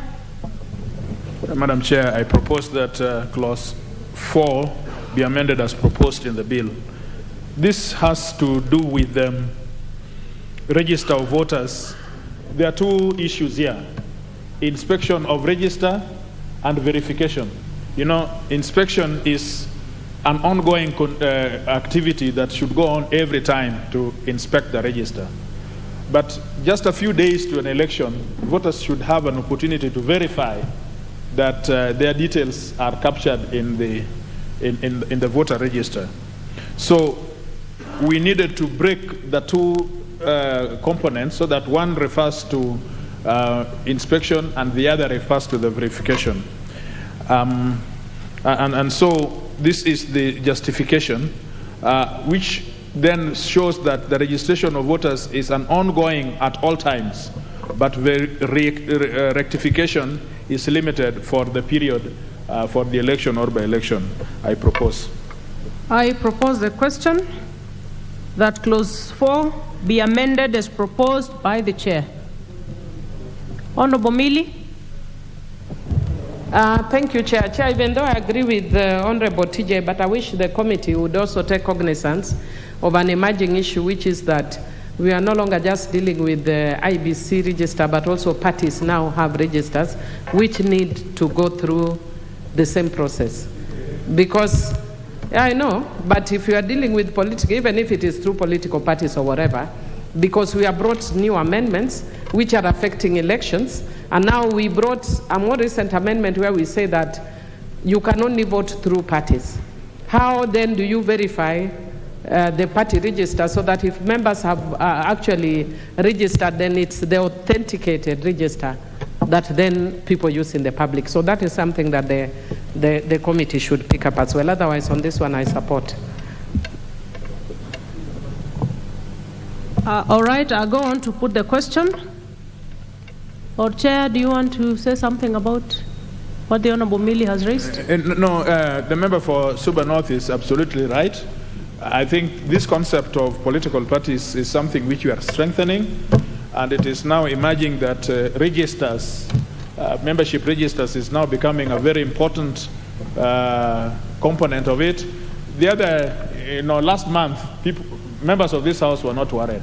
But I can tell you that for the last 2 weeks, it has been a diarrhea for members. Then they discovered that they have been doing work in this House, and some people who had very good money in their pockets were busy registering people out there. So this question of register is really an important thing, but I think we are going to take it up within the Political Parties Act instead of the Elections Act. Okay. I thank you. So I'll go on to put the question, which is that clause 4 be amended as proposed by the chair. Will as many as of that opinion say aye? Will as many as of a contrary opinion say nay? The ayes have it. I go on to put the final question, which is that clause 4 as amended be part of the bill. Will as many as of that opinion say aye? Will as many as of a contrary opinion say nay? The ayes have it.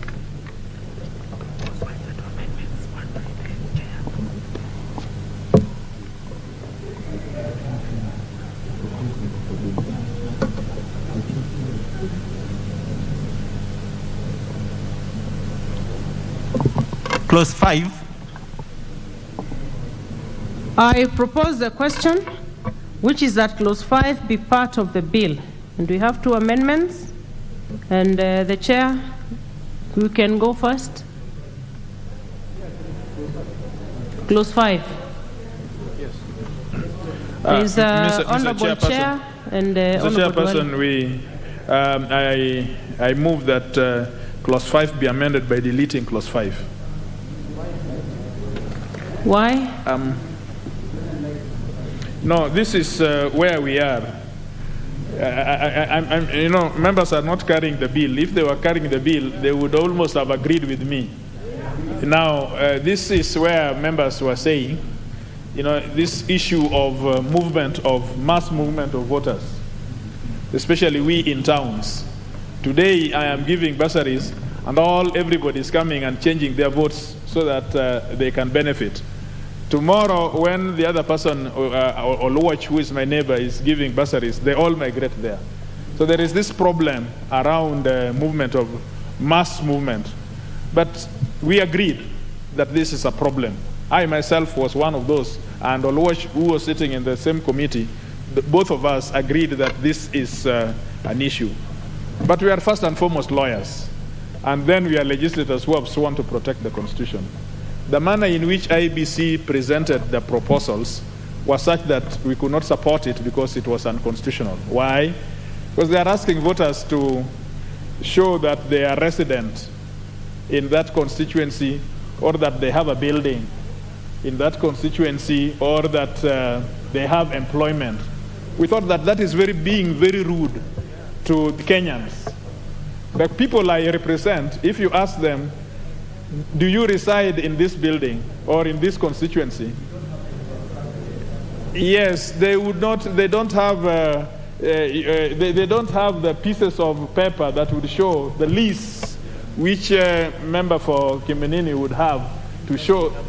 The incoming governor would show that that they are residing in this constituency. Or if you ask for employment, we know that nobody is employed in Kenya. I mean, that is extreme. But yes, the majority of Kenyans that we work for are unemployed. So to ask them to show that they're employed is actually an abuse to them. So we have asked them that it is a limitation of Article 38, and we understand where they're coming from, but we have asked them to find a better legislative proposal that answers to this issue for 2027. And that is why we are deleting it. It was in the bill, but now we are deleting it. So, in short, they don't have to show those papers that they were supposed to show under the bill. Okay. Well, it is overtaken by events anyway. Yes, but member for Suba North, what we are saying is that let the government, we inclusive, and those of us who are going to go into government, let us also upgrade Article 43 and give people houses, decent houses. Yeah, if we don't address that, this becomes an abuse to local people. Yeah, thank you very much, Madam Speaker. I propose a question that Clause 5 be amended as proposed by the Chair. I go on to put the question, which is that Clause 5 be amended as proposed by the Chair. Will as many as of that opinion say aye? Will as many as of a contrary opinion say nay? The ayes have it. I put the...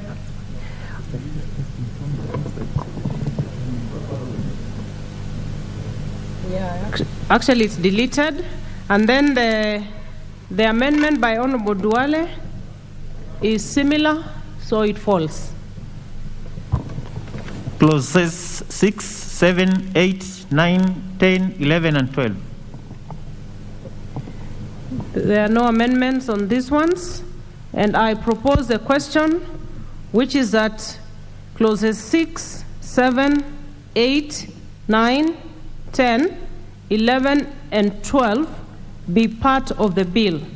And I proceed to put the question, which is that clauses 6, 7, 8, 9, 10, 11, and 12 be part of the bill. Will as many as of that opinion say aye? Will as many as of a contrary opinion say nay? The ayes have it. Clause 13. I propose a question that clause 13 be part of the bill. And here again we have two amendments. The Chair, you can go first. Madam Chair, I propose that that clause 13 be amended as proposed in the order paper by deleting paragraph B Roman 2. Now, this is the reverse of clause 3. The Mariga case we were talking about, it was trying to create that type of, it was trying to fix that kind of situation. But again, we looked at it and we said that it is unconstitutional because you see, you cannot put a feta or add, you cannot add a liability on the Constitution, I mean, on legislation which is not given by the Constitution. So we said that delete this as a violation to Article 38(3) of the Constitution. Having carried the one we carried in proposal in clause number 3, so it fits very well, and there is no ambiguity in law. It is certain. I propose. I propose the question, which is that clause 13 be amended as proposed by the Chair. I go on to put the question, which is that clause 13 as amended be amended as proposed by the Chair. Will as many as of that opinion say aye? Will as many as of a contrary opinion say nay? The ayes have it. I put the final question that clause 13 as amended be part of the bill. Will as many as of that opinion say aye? Will as many as of a contrary opinion say nay? The ayes have it. And Honorable Duales being similar, it therefore falls. Clause 14.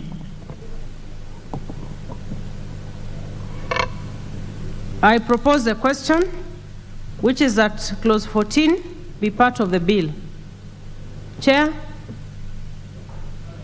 Madam Chair, I propose that clause 14 be amended by deleting paragraph B, Roman 2. This is just the same as what we have just dealt with in clause 13, and I beg to move. And there is a similar one by Honorable Duale. So we finish with yours, Chair, and I propose the question that clause 14 be amended as proposed by the Chair.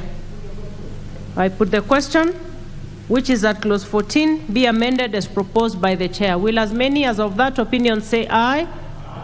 Will as many as of a contrary opinion say nay? The ayes have it. I put the global question that clause 14 as amended be part of the bill. Will as many as of that opinion say aye? Will as many as of a contrary opinion say nay? The ayes have it, and Honorable Duale falls. Clause 15. I propose that clause 15 be part of the bill. Chair? Madam Chair, I propose that clause 15 be amended as in the order paper by deleting paragraph A. We have taken this in consideration in Political Parties Act as a consequential amendment. And so this is, as the leader would say, otious. I propose. Okay. I propose a question that clause 15 be amended as proposed by the Chair. And I go on to put the question, which is that clause 15 be amended as proposed by the Chair. Will as many as of that opinion say aye? Will as many as of a contrary opinion say nay? The ayes have it. I put the final question that clause 15 as amended be part of the bill. Will as many as of that opinion say aye? Will as many as of a contrary opinion say nay? The ayes have it, and Honorable Duales being a similar one, it falls. Clause 16. I propose a question, which is that clause 16 be part of the bill. Honorable Chair? Madam Chair, I propose that clause 16 be amended by deleting clause 16. Now, this is the sweetener of it all. That members, the 10-day window, the proverbial 10-day window, I'm sure Honorable Sankok does not need this, but you then can now move from the party in which you have been to independence. So I know the member for Kisumu East is very excited because he's already there, so he's an independent mind. Anybody who wants to go there should consult him. Don't go there until you consult him. So that is one, but the second justification is that we have carried on paragraph A the amendments in the Political Parties Act. So this is just to clean this part up. We are not allowing, but we are saying that the window now exists. We have dropped that clause which would have tightened that window. So then this window is relaxed. I know that member for Suba North is not going to use this window because she likes using doors, not windows. So I am sure that he will use the doors that he is always used to into coming to this house. I propose. Madam Chair. I propose the question, which is that clause 16 be amended as proposed by the Chair. Honorable Amalo. Thank you, Madam Chair. I rise to support that amendment. In life, Madam Chair, there must be checks and balances. And for those people, in one way or another, maybe they were disadvantaged, they should be given that opportunity. And this, Madam Chair, I think will put parties in check so that you don't apply anything that maybe might not be applicable as far as democracy is concerned. So people can participate in party primaries, also knowing that in case of anything has been contravened or contrary to the law, that provision of the 10 days should be maintained. It will also help in checks and balances. I thank Madam Chair and I support. Honorable Millie. Thank you, Chair. Chair, if I was not a Democrat, I wouldn't be supporting this because, Chair, the first time I vied, one of my opponents, after I defeated him in the party primaries, went as an independent. He came back and I defeated him. The second time again I vied, the person who came in, who I defeated, came in as an independent again, and I beat him even by a bigger margin. Madam Speaker, I know this is also likely to play out now again. But, Madam Speaker, so that people don't consider you what is called as Yamagiloth or selected, Madam Speaker, if people complain, let them come, let them go independent, and let us face each other off. So that window of 10 days, Madam Speaker, I'm okay with it, because so that people don't feel that they are being oppressed. Even when they are not oppressed, they will still feel that they are oppressed. So let them have that opportunity. I support.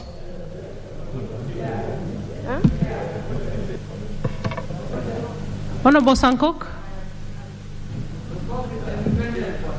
I really support and urge members to support this one, because when we have parties, that during party primaries it is a final. You cannot party hope. You remain within that party. We may go back to the Kanu days. We may have these dictatorial parties, Honorable Speaker. And you see what is happening now. Because the political party that was very huge, called Jubilee, which is the ruling party, is now in bed with the opposition. Milk is missing, fuel is missing, almost everything, even water is missing in our shell. The only thing that is available currently in Kenya is alcohol. But the other products, all of them are missing. You can find no milk in shelves, you find no fuel, you find no even water. People are not drinking water. So when we have people having that window to go to independent, so that we can have as many members as possible from independent minds who don't belong to one political party, so that we are not being intimidated within that political party. You remember how we have been intimidated for almost 4 years. It's only that we have now gotten the leeway to get out of Jubilee because it's no longer, because the election is just about the corner. So I support so that members can get that window. In fact, I wish it was a door of 20 days. Honorable Osotsi. Chair, I fully support this proposal, and I think it is good to give those individuals who lose at the primaries an option to become independent.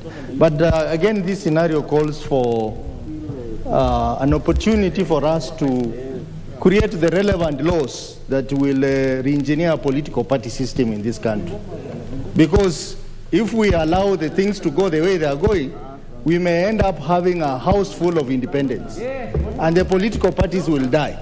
So I think a lot of focus needs to be put in the management of political parties, so that to make these political parties democratic and be run very well. Instead of seeing parties which are, we have mushrooming briefcase parties, some of them want to sit on the high table and demand for things, and they don't have numbers. So I think a lot of effort has to be put in making parties democratic, making parties a really legal entity, and basically parties that are functional, not parties that spring up during election. So I fully support this, but with an encouragement that we need to invest in political party management. Honorable Whip, you wanted to speak to it? Thank you, Madam Chair. Madam Chair, mine is just to support this amendment. But Honorable Chair, I would wish that we open it up once the election is done, so that we look at it further and see Is it good that we are going to go the independent way, or it's going to be that how are we going to manage the political party? Remember, Madam Chair, we have the political party fund, which is supposed to take care of the political wing of the political wing. Therefore, Madam Chair, it's something that we support for now, but the long run, it cannot be sustained.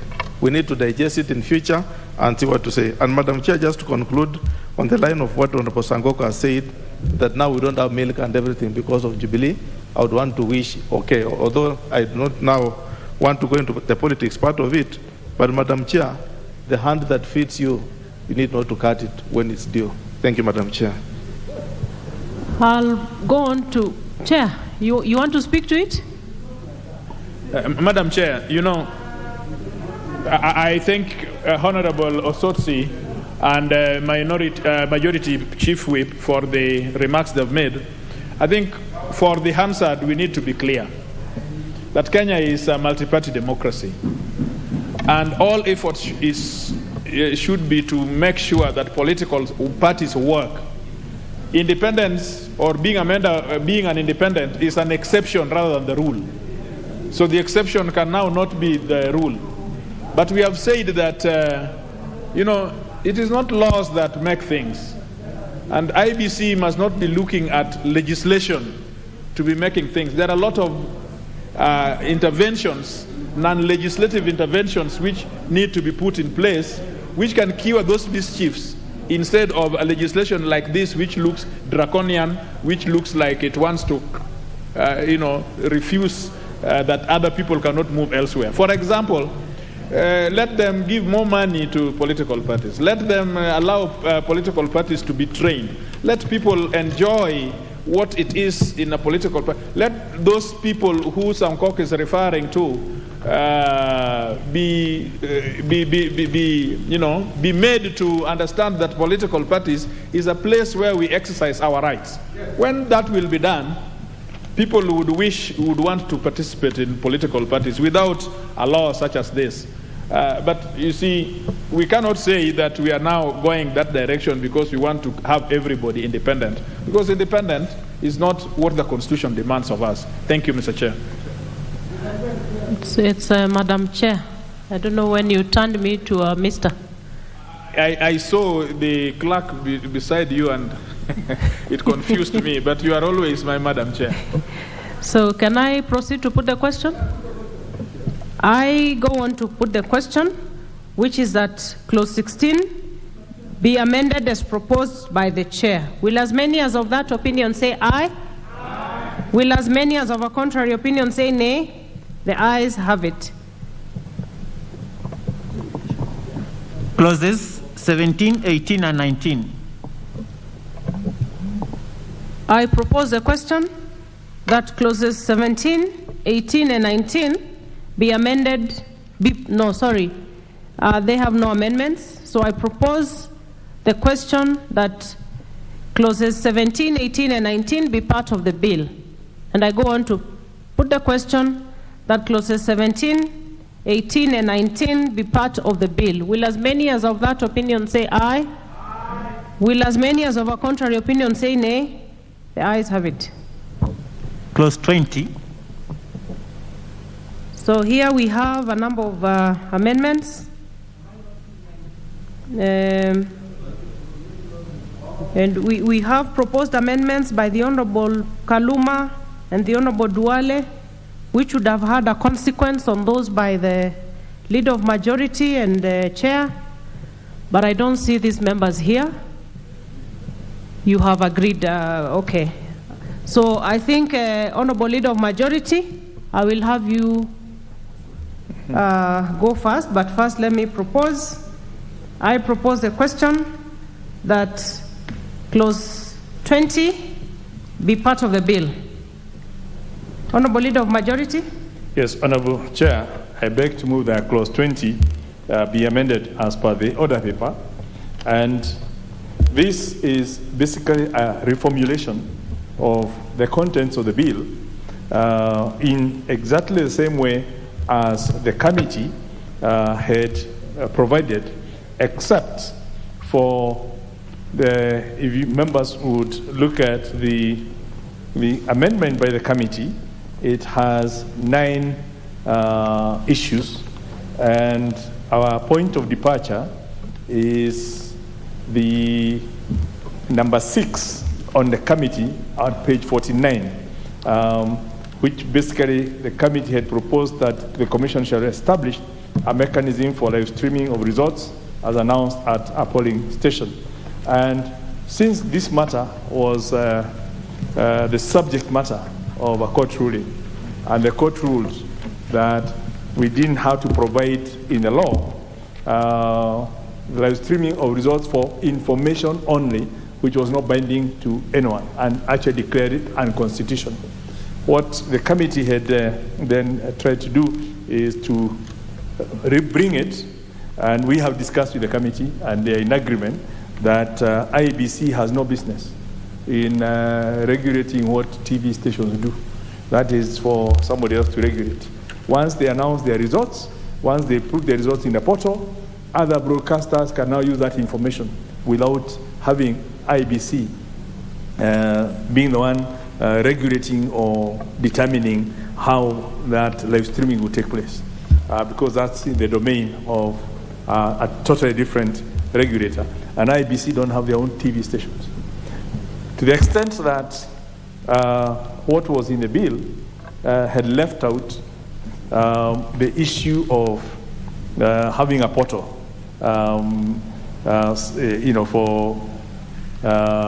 for managed by IEBC, publishing the polling forms on an online public portal maintained by the Commission. Since this has been reinstated, then IEBC will have done their bit by transmitting results and giving the images of those transmitted results in the public portal. Then from there, other broadcasters can do their bit without having to force IEBC to do the same. So on that, that's basically the point of departure. And this whole amendment in clause 20, the amendment to section 39 of the Act, is all to harmonize it and streamline with the rulings that were done at different times in the latest being the 2017 elections, and mostly related to the presidential elections, although it also covers what happens at the constituency, at the polling center, at the constituency, at the county, and in the National Tallying Center.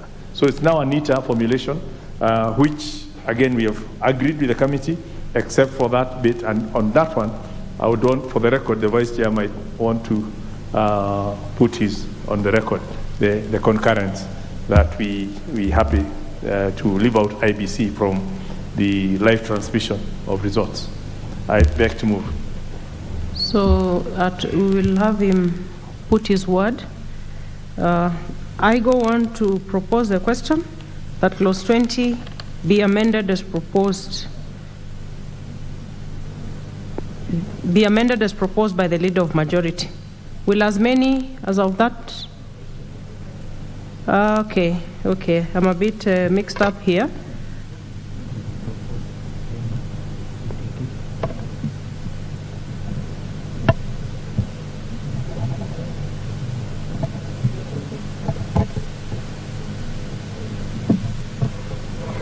So at this point, Honorable Chair, Vice Chair.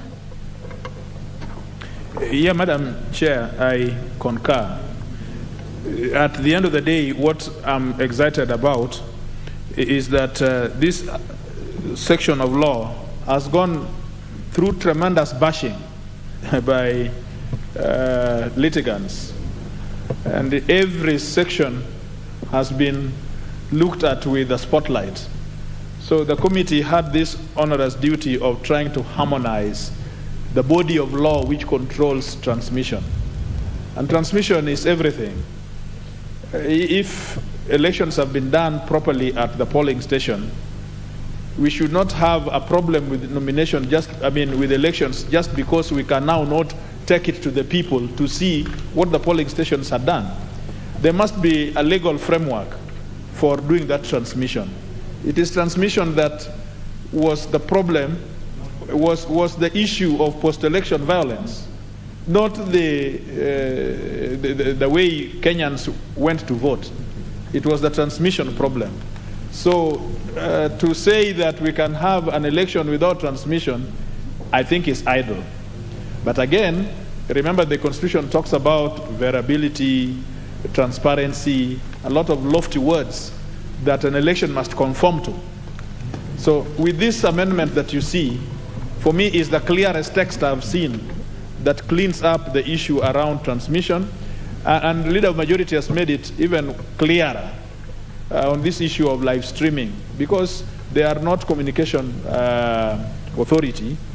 IBC is not a communication authority which would then, so to speak, regulate or create a mechanism for live transmission. That must be done elsewhere, and it is not IBC's job. So we are not saying that by not legislating it, it is something which we have impeded on. No. There are some other people with equal legislative powers who then can come in and the players to live stream whatever it is. I saw some time before members of the Fourth Estate bashing this, that members are saying that they want to curtail the media from announcing the results. That's not the case. The case is that you have the freedom to do it, and nobody stops you. Do as much as you can. Just make sure that you stream the polling stations as they come, if you have the strength to do it. But don't make IBC be the ones to create that mechanism, because they don't have the mandate under the law. Thank you, Madam Chair. I will proceed to put the question. Honorable Bonguna, you want to say something? Chair, thank you very much. Let me say I am very happy with these amendments and I support it, Chair, because of late we've been actually seeing the media manipulating results and even giving us the final results before we get it from the Commission. So I support, Chair. All right. I'll proceed to put the question, which is that Clause 20 be amended as proposed by the Leader of Majority. Will as many as of that opinion say aye? Will as many as of a contrary opinion say nay? The ayes have it. I put the final question, which is that Clause 20 as amended be part of the bill. Will as many as of that opinion say aye? Aye. Will as many as of a contrary opinion say nay? The ayes have it. So, Vice Chair, your amendment falls with the passage of that of the Leader of Majority, and also the ones by Honorable Kaluma, Honorable Duale. The Honorable Leader of Majority, you had indicated that you had agreed. So we are good to go. Clause 21. I propose the question, which is that Clause 21 be part of the bill. Chair? Clause 21. Yes, Madam Chair, we have had discussions with the Leader of Majority on this. I think Clause 21. Just let me collect myself.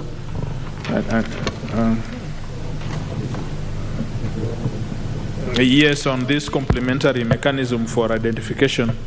And I've seen the text, I think. Which page, Leader of Majority? I think that the page is 495, that the Leader of Majority is proposing as a substitute to what we proposed, and I concur. So yes, I withdraw. Yes. Okay. I go on to put the question that Clause 21 be part of the bill. Will as many as of that opinion say aye? Aye. Will as many as of a contrary opinion say nay? The ayes have it. Clause 22. I propose the question that Clause 22 be part of the bill. Chair?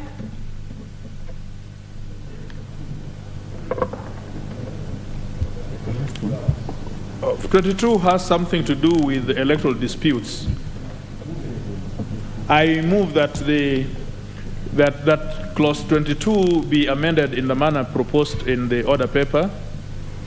It has something to do with the electoral dispute. You see, after registration of all candidates, now we are calling them registration. When you go to IBC or to your returning officer to present the documents that the member for Suba North is owning, called a direct ticket, when you place it there, and all the people have now been registered, just before that decision is made to accept by IBC, there should be a window by which members of the public can raise complaints to IBC. For example, to say that member for Suba North did not go to school. I happen to know that she went, and I have the digest of the schools that she went to, but somebody can complain.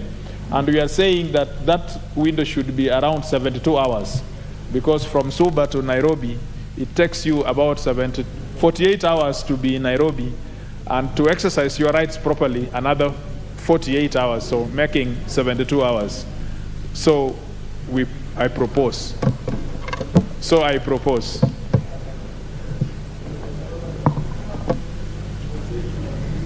I propose a question, which is that clause 22 be amended as proposed by the chair. I'll go on to put the question that clause 22 be amended as proposed by the chair. Will as many as of that opinion say aye? Aye. Will as many as of a contrary opinion say nay?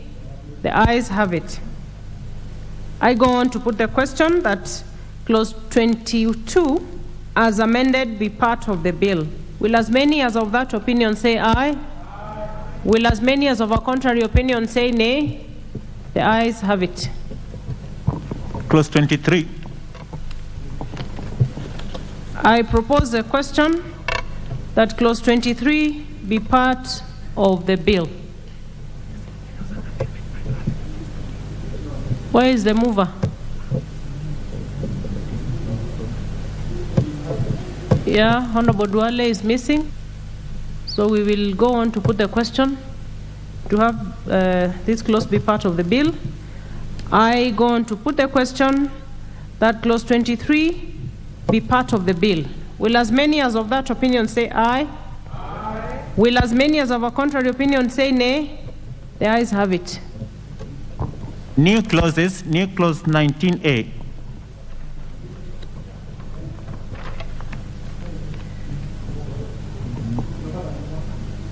I call the mover to move second reading of the new clause.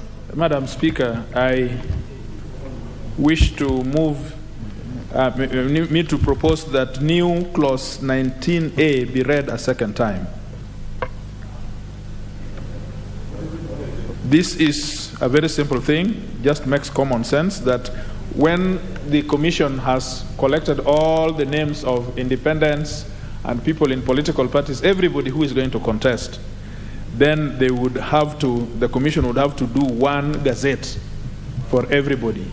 It is simple as you see it, but it is important because it is that, therefore, the actual decision that the IBC is making that then these people are going to contest.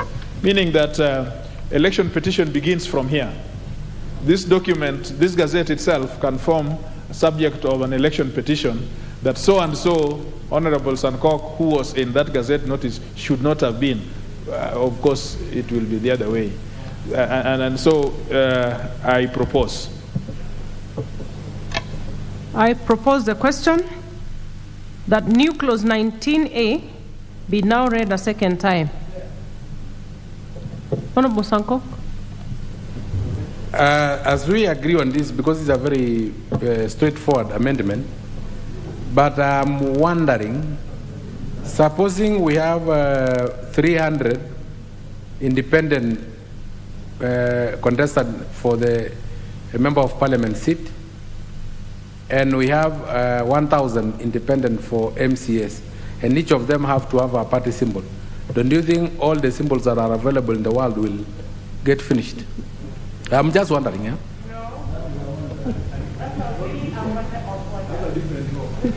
No, I know, but I was just bringing it. I said this one I support, and it's a very straightforward So one. you're supporting. But I was just wondering so that the Honorable Kimunya of Kipipiri can advise me kando kando. I wonder where we will situate your wonder. Maybe the chair can help you. Honorable Chair, you have the mic, or is it the next one? The eighth wonder. Chair, you have a mic there. Honorable Chair, Honorable Sankok should not worry. Even his flamboyant tie can still be a symbol. It is actually beautiful, and in the color it appears, it can be a symbol. Okay. Then Mwazi can take me if you want to be independent. He I'll can proceed. take my photo. Why are you giving him the mic? I put the question that new clause 19A be now read a second time. Will as many as of that opinion say aye? Aye. Will as many as of a contrary opinion say nay? The ayes have it. I go on to propose the question that new clause 19A be part of the bill. Can I proceed to put the question? I put the question that new clause 19A be part of the bill. Will as many as of that opinion say aye? Aye. Will as many as of a contrary opinion say nay? The ayes have it. New clause 19B. I now call upon the mover to move second reading of the new clause 19B. Chairman. I'm struggling to get the page.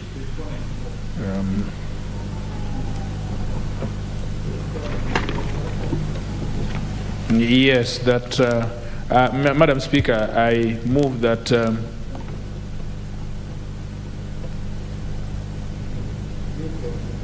19B. That new clause 19B be read a second time. Now, are you lost?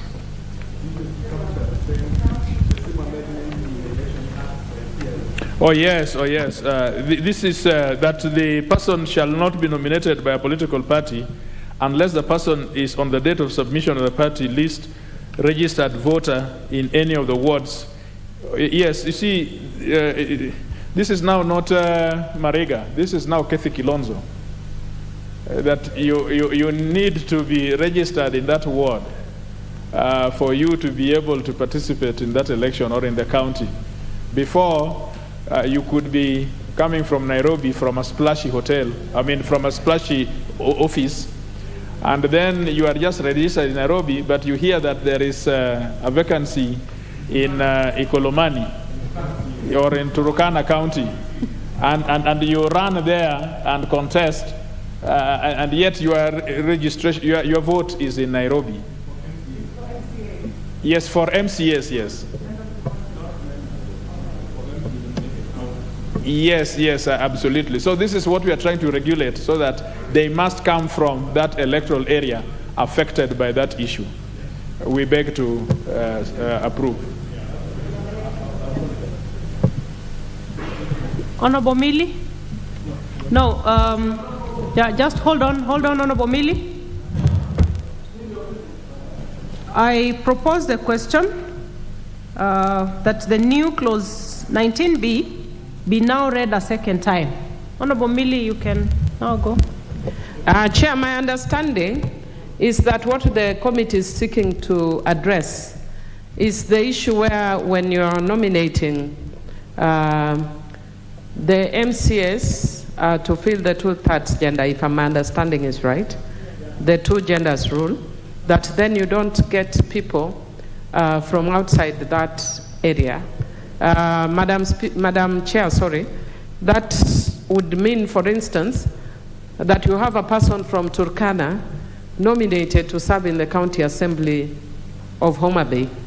As much as I know we would be trying to deal with the National Integration and Cohesion Act, I think it would be important that a person that is nominated in that area has some ties or link to the area, so that even when they are nominated, it doesn't create a lot of friction. I know actually 2 live cases that created a lot of frictions in the respective counties.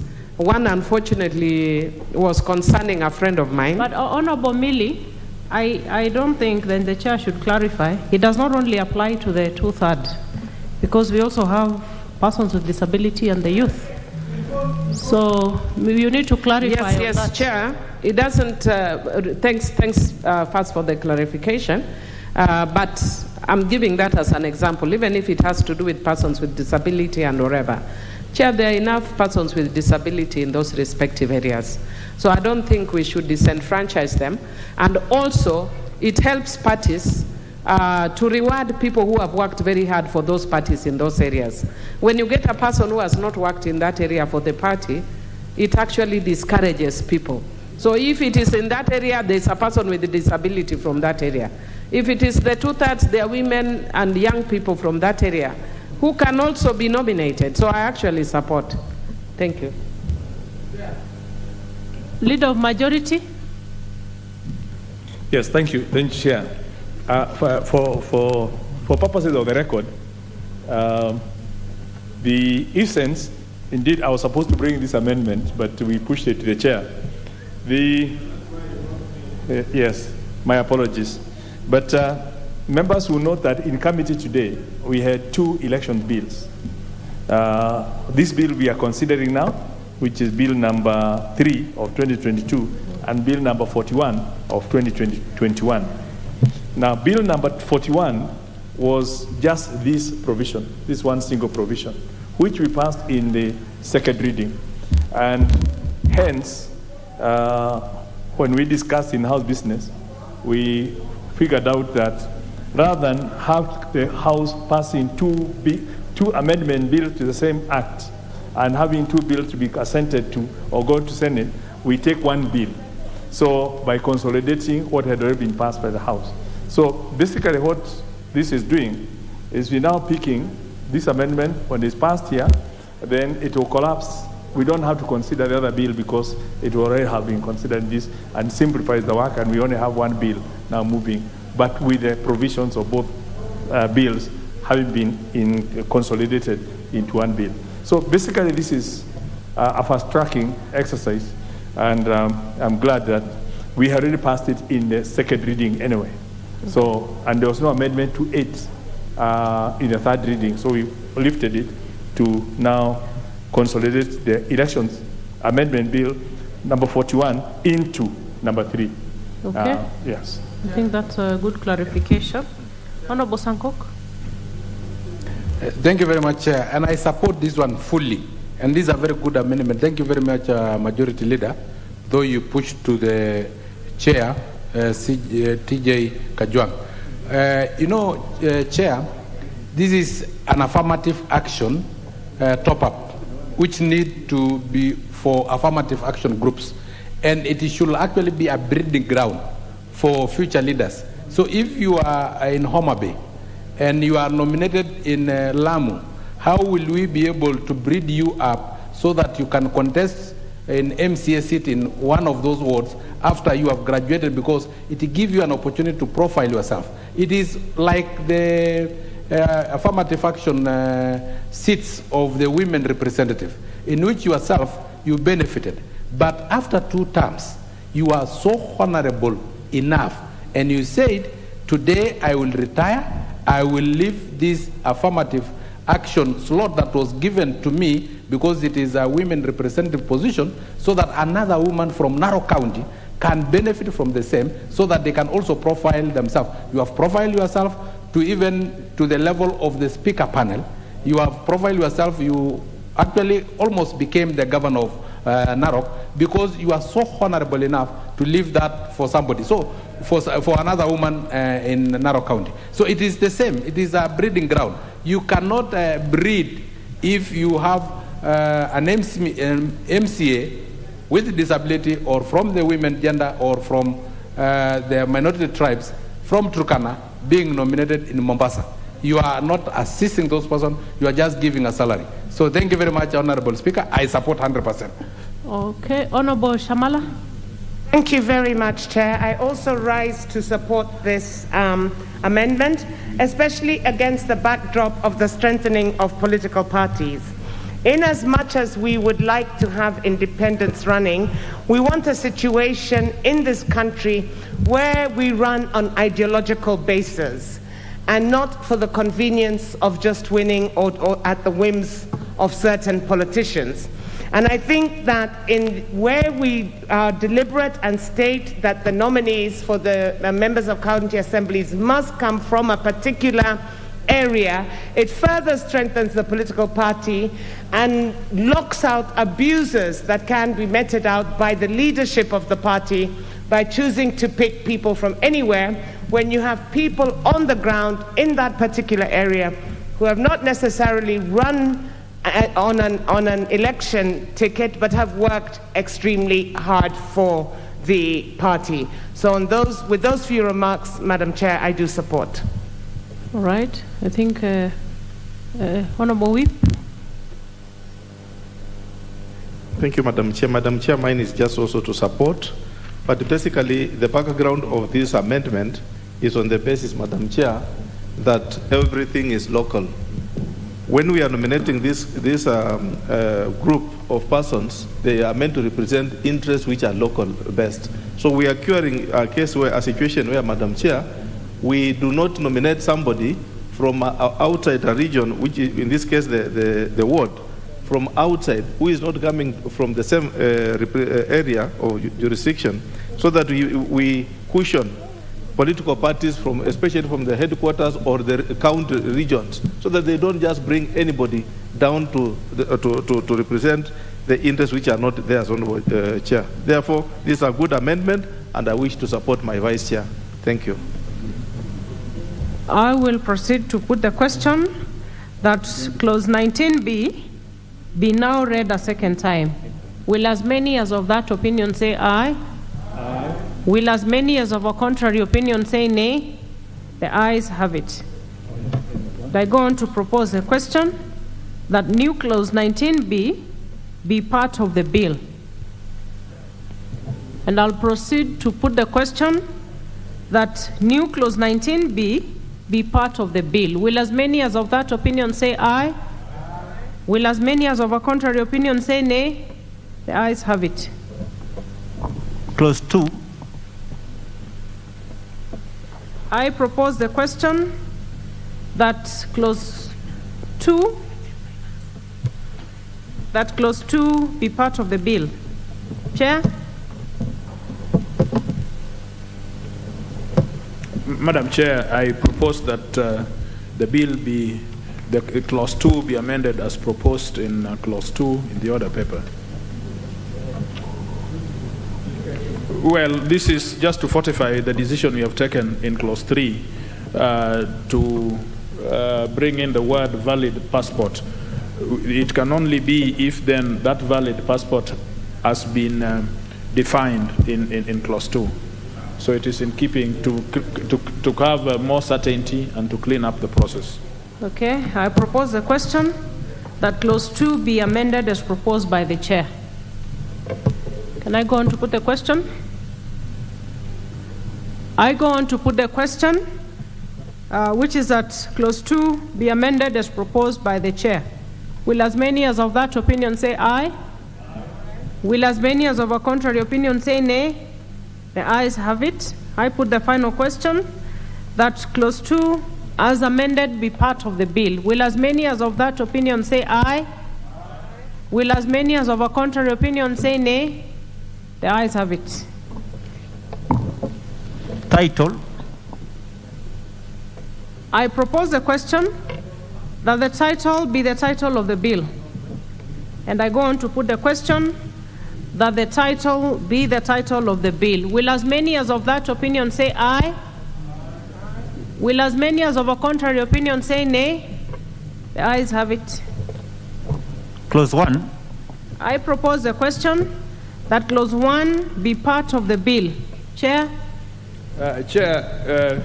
Madam Speaker, Madam Chair, This is a very, I move that clause 1 be amended as proposed in the order paper. This is to fast track the operation of this bill. So as soon as this bill has been accented and gazetted, it takes effect immediately. So it's just to fast track the commencement. So I move. I propose a question that clause 1 be amended as proposed by the chair. Honorable Whip.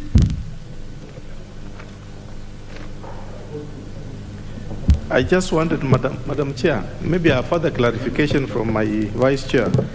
He mentioned that once the bill is published, is published and assented to. But when you look at the writing in the order paper, does not insist on assenting. Must it be?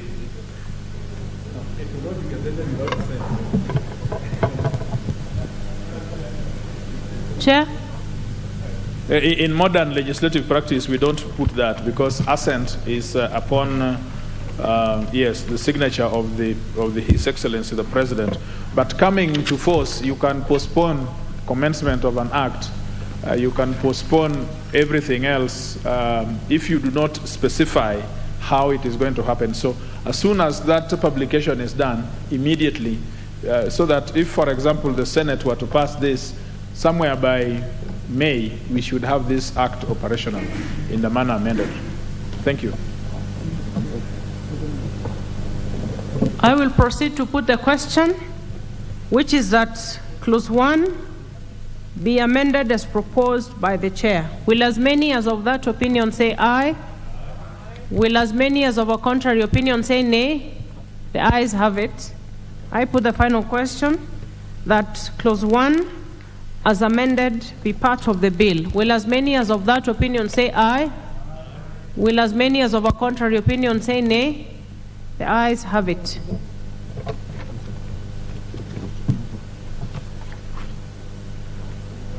I now call upon the mover to move reporting. Honorable Chairperson, I beg to move that the committee do report to the House its consideration of the Elections Amendment Bill, National Assembly Bill number 3 of 2022, and its approval thereof with amendments.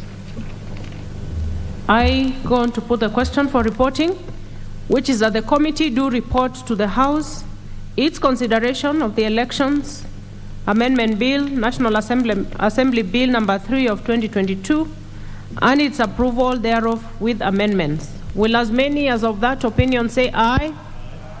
Will as many as of a contrary opinion say nay? The ayes have it.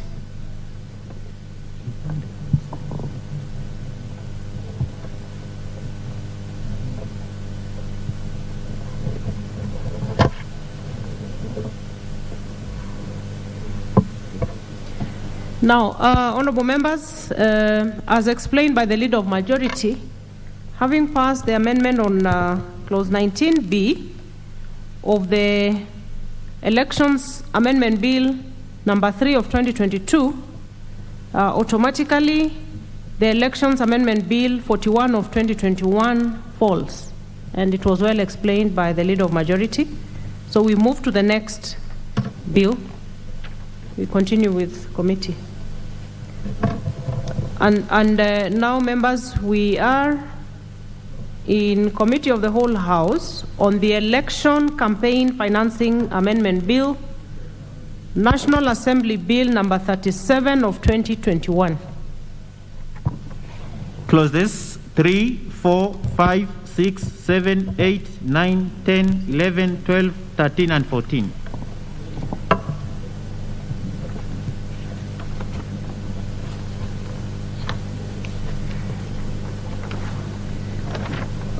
I propose a question, which is that clauses 3, 4, 5, 6, 7, 8, 9, 10, 11, 12, 13, and 14 be part of the bill.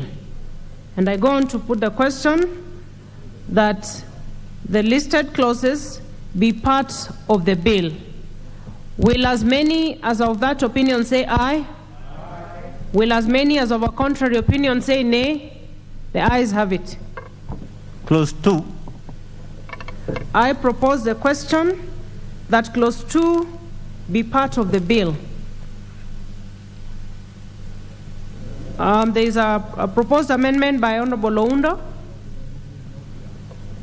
who is not here. So we shall move on to have clause 2 be part of the bill, and I put the question that clause 2 be part of the bill. Will as many as of that opinion say aye? Will as many as of a contrary opinion say nay? The ayes have it. Title. I propose a question that the title be the title of the bill. And I go on to put the question that the title be the title of the bill. Will as many as of that opinion say aye? Will as many as of a contrary opinion say nay? The ayes have it. Clause 1. I propose the question, which is that clause 1 be part of the bill. And there being no amendment, I put the question that clause 1 be part of the bill. Will as many as of that opinion say aye? Will as many as of a contrary opinion say nay? The ayes have it. I call upon the mover to now move reporting. Honorable Chairperson, I beg to move the committee due report to the House is consideration of the Election Campaign Financing Amendment Bill, the National Assembly Bill number 37 of 2021, and its approval thereof without amendments. I go on to put the question for reporting, and I put the question, which is that the committee do report to the House its consideration of the Election Campaign Financing Amendment Bill, which is National Assembly Bill number 37 of 2021, and its approval thereof with amendments. Will as many as of that opinion say aye? Will as many as of a contrary opinion say nay? The ayes have it. Now, honorable members, we move on. Clause 46. We proceed on to the coffee bill, which is Senate Bill number 22 of 2020. And we are continuing from where we left. We stopped at clause 45.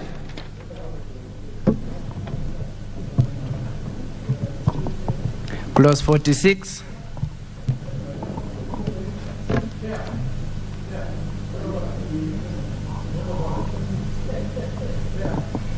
Yes, Honorable Sankok.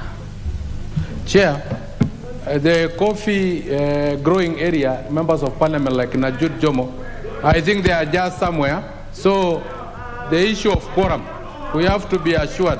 I raised in the point, because let us just call them to come in, order number, standing order number 35 on the issue of quorum. So we can ring the bell so that we call them in to come, because I know Jude Jomo and Kina Lydia Wakago are just somewhere taking tea. We need to move forward with them, because we cannot amend the coffee bill using Kina TJ Kajwang from Kisumu. It's very, this is the issue of, it's not the issue of fish. It's not the issue of fish. Honorable Sankok, yeah. I think you've made your point. Honorable members, I order for the quorum bill to be rung for 10 minutes.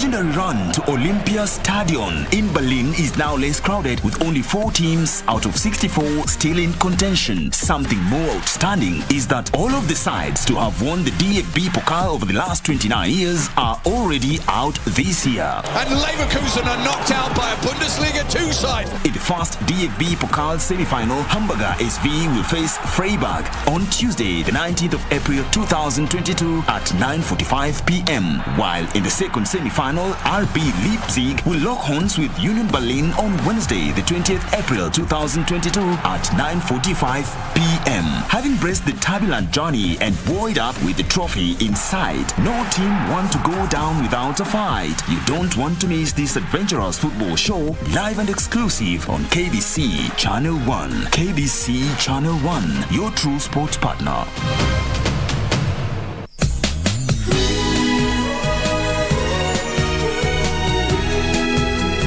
Stop using your son as an excuse. Don't expect me to cover for you and deceive others. That's not gonna happen.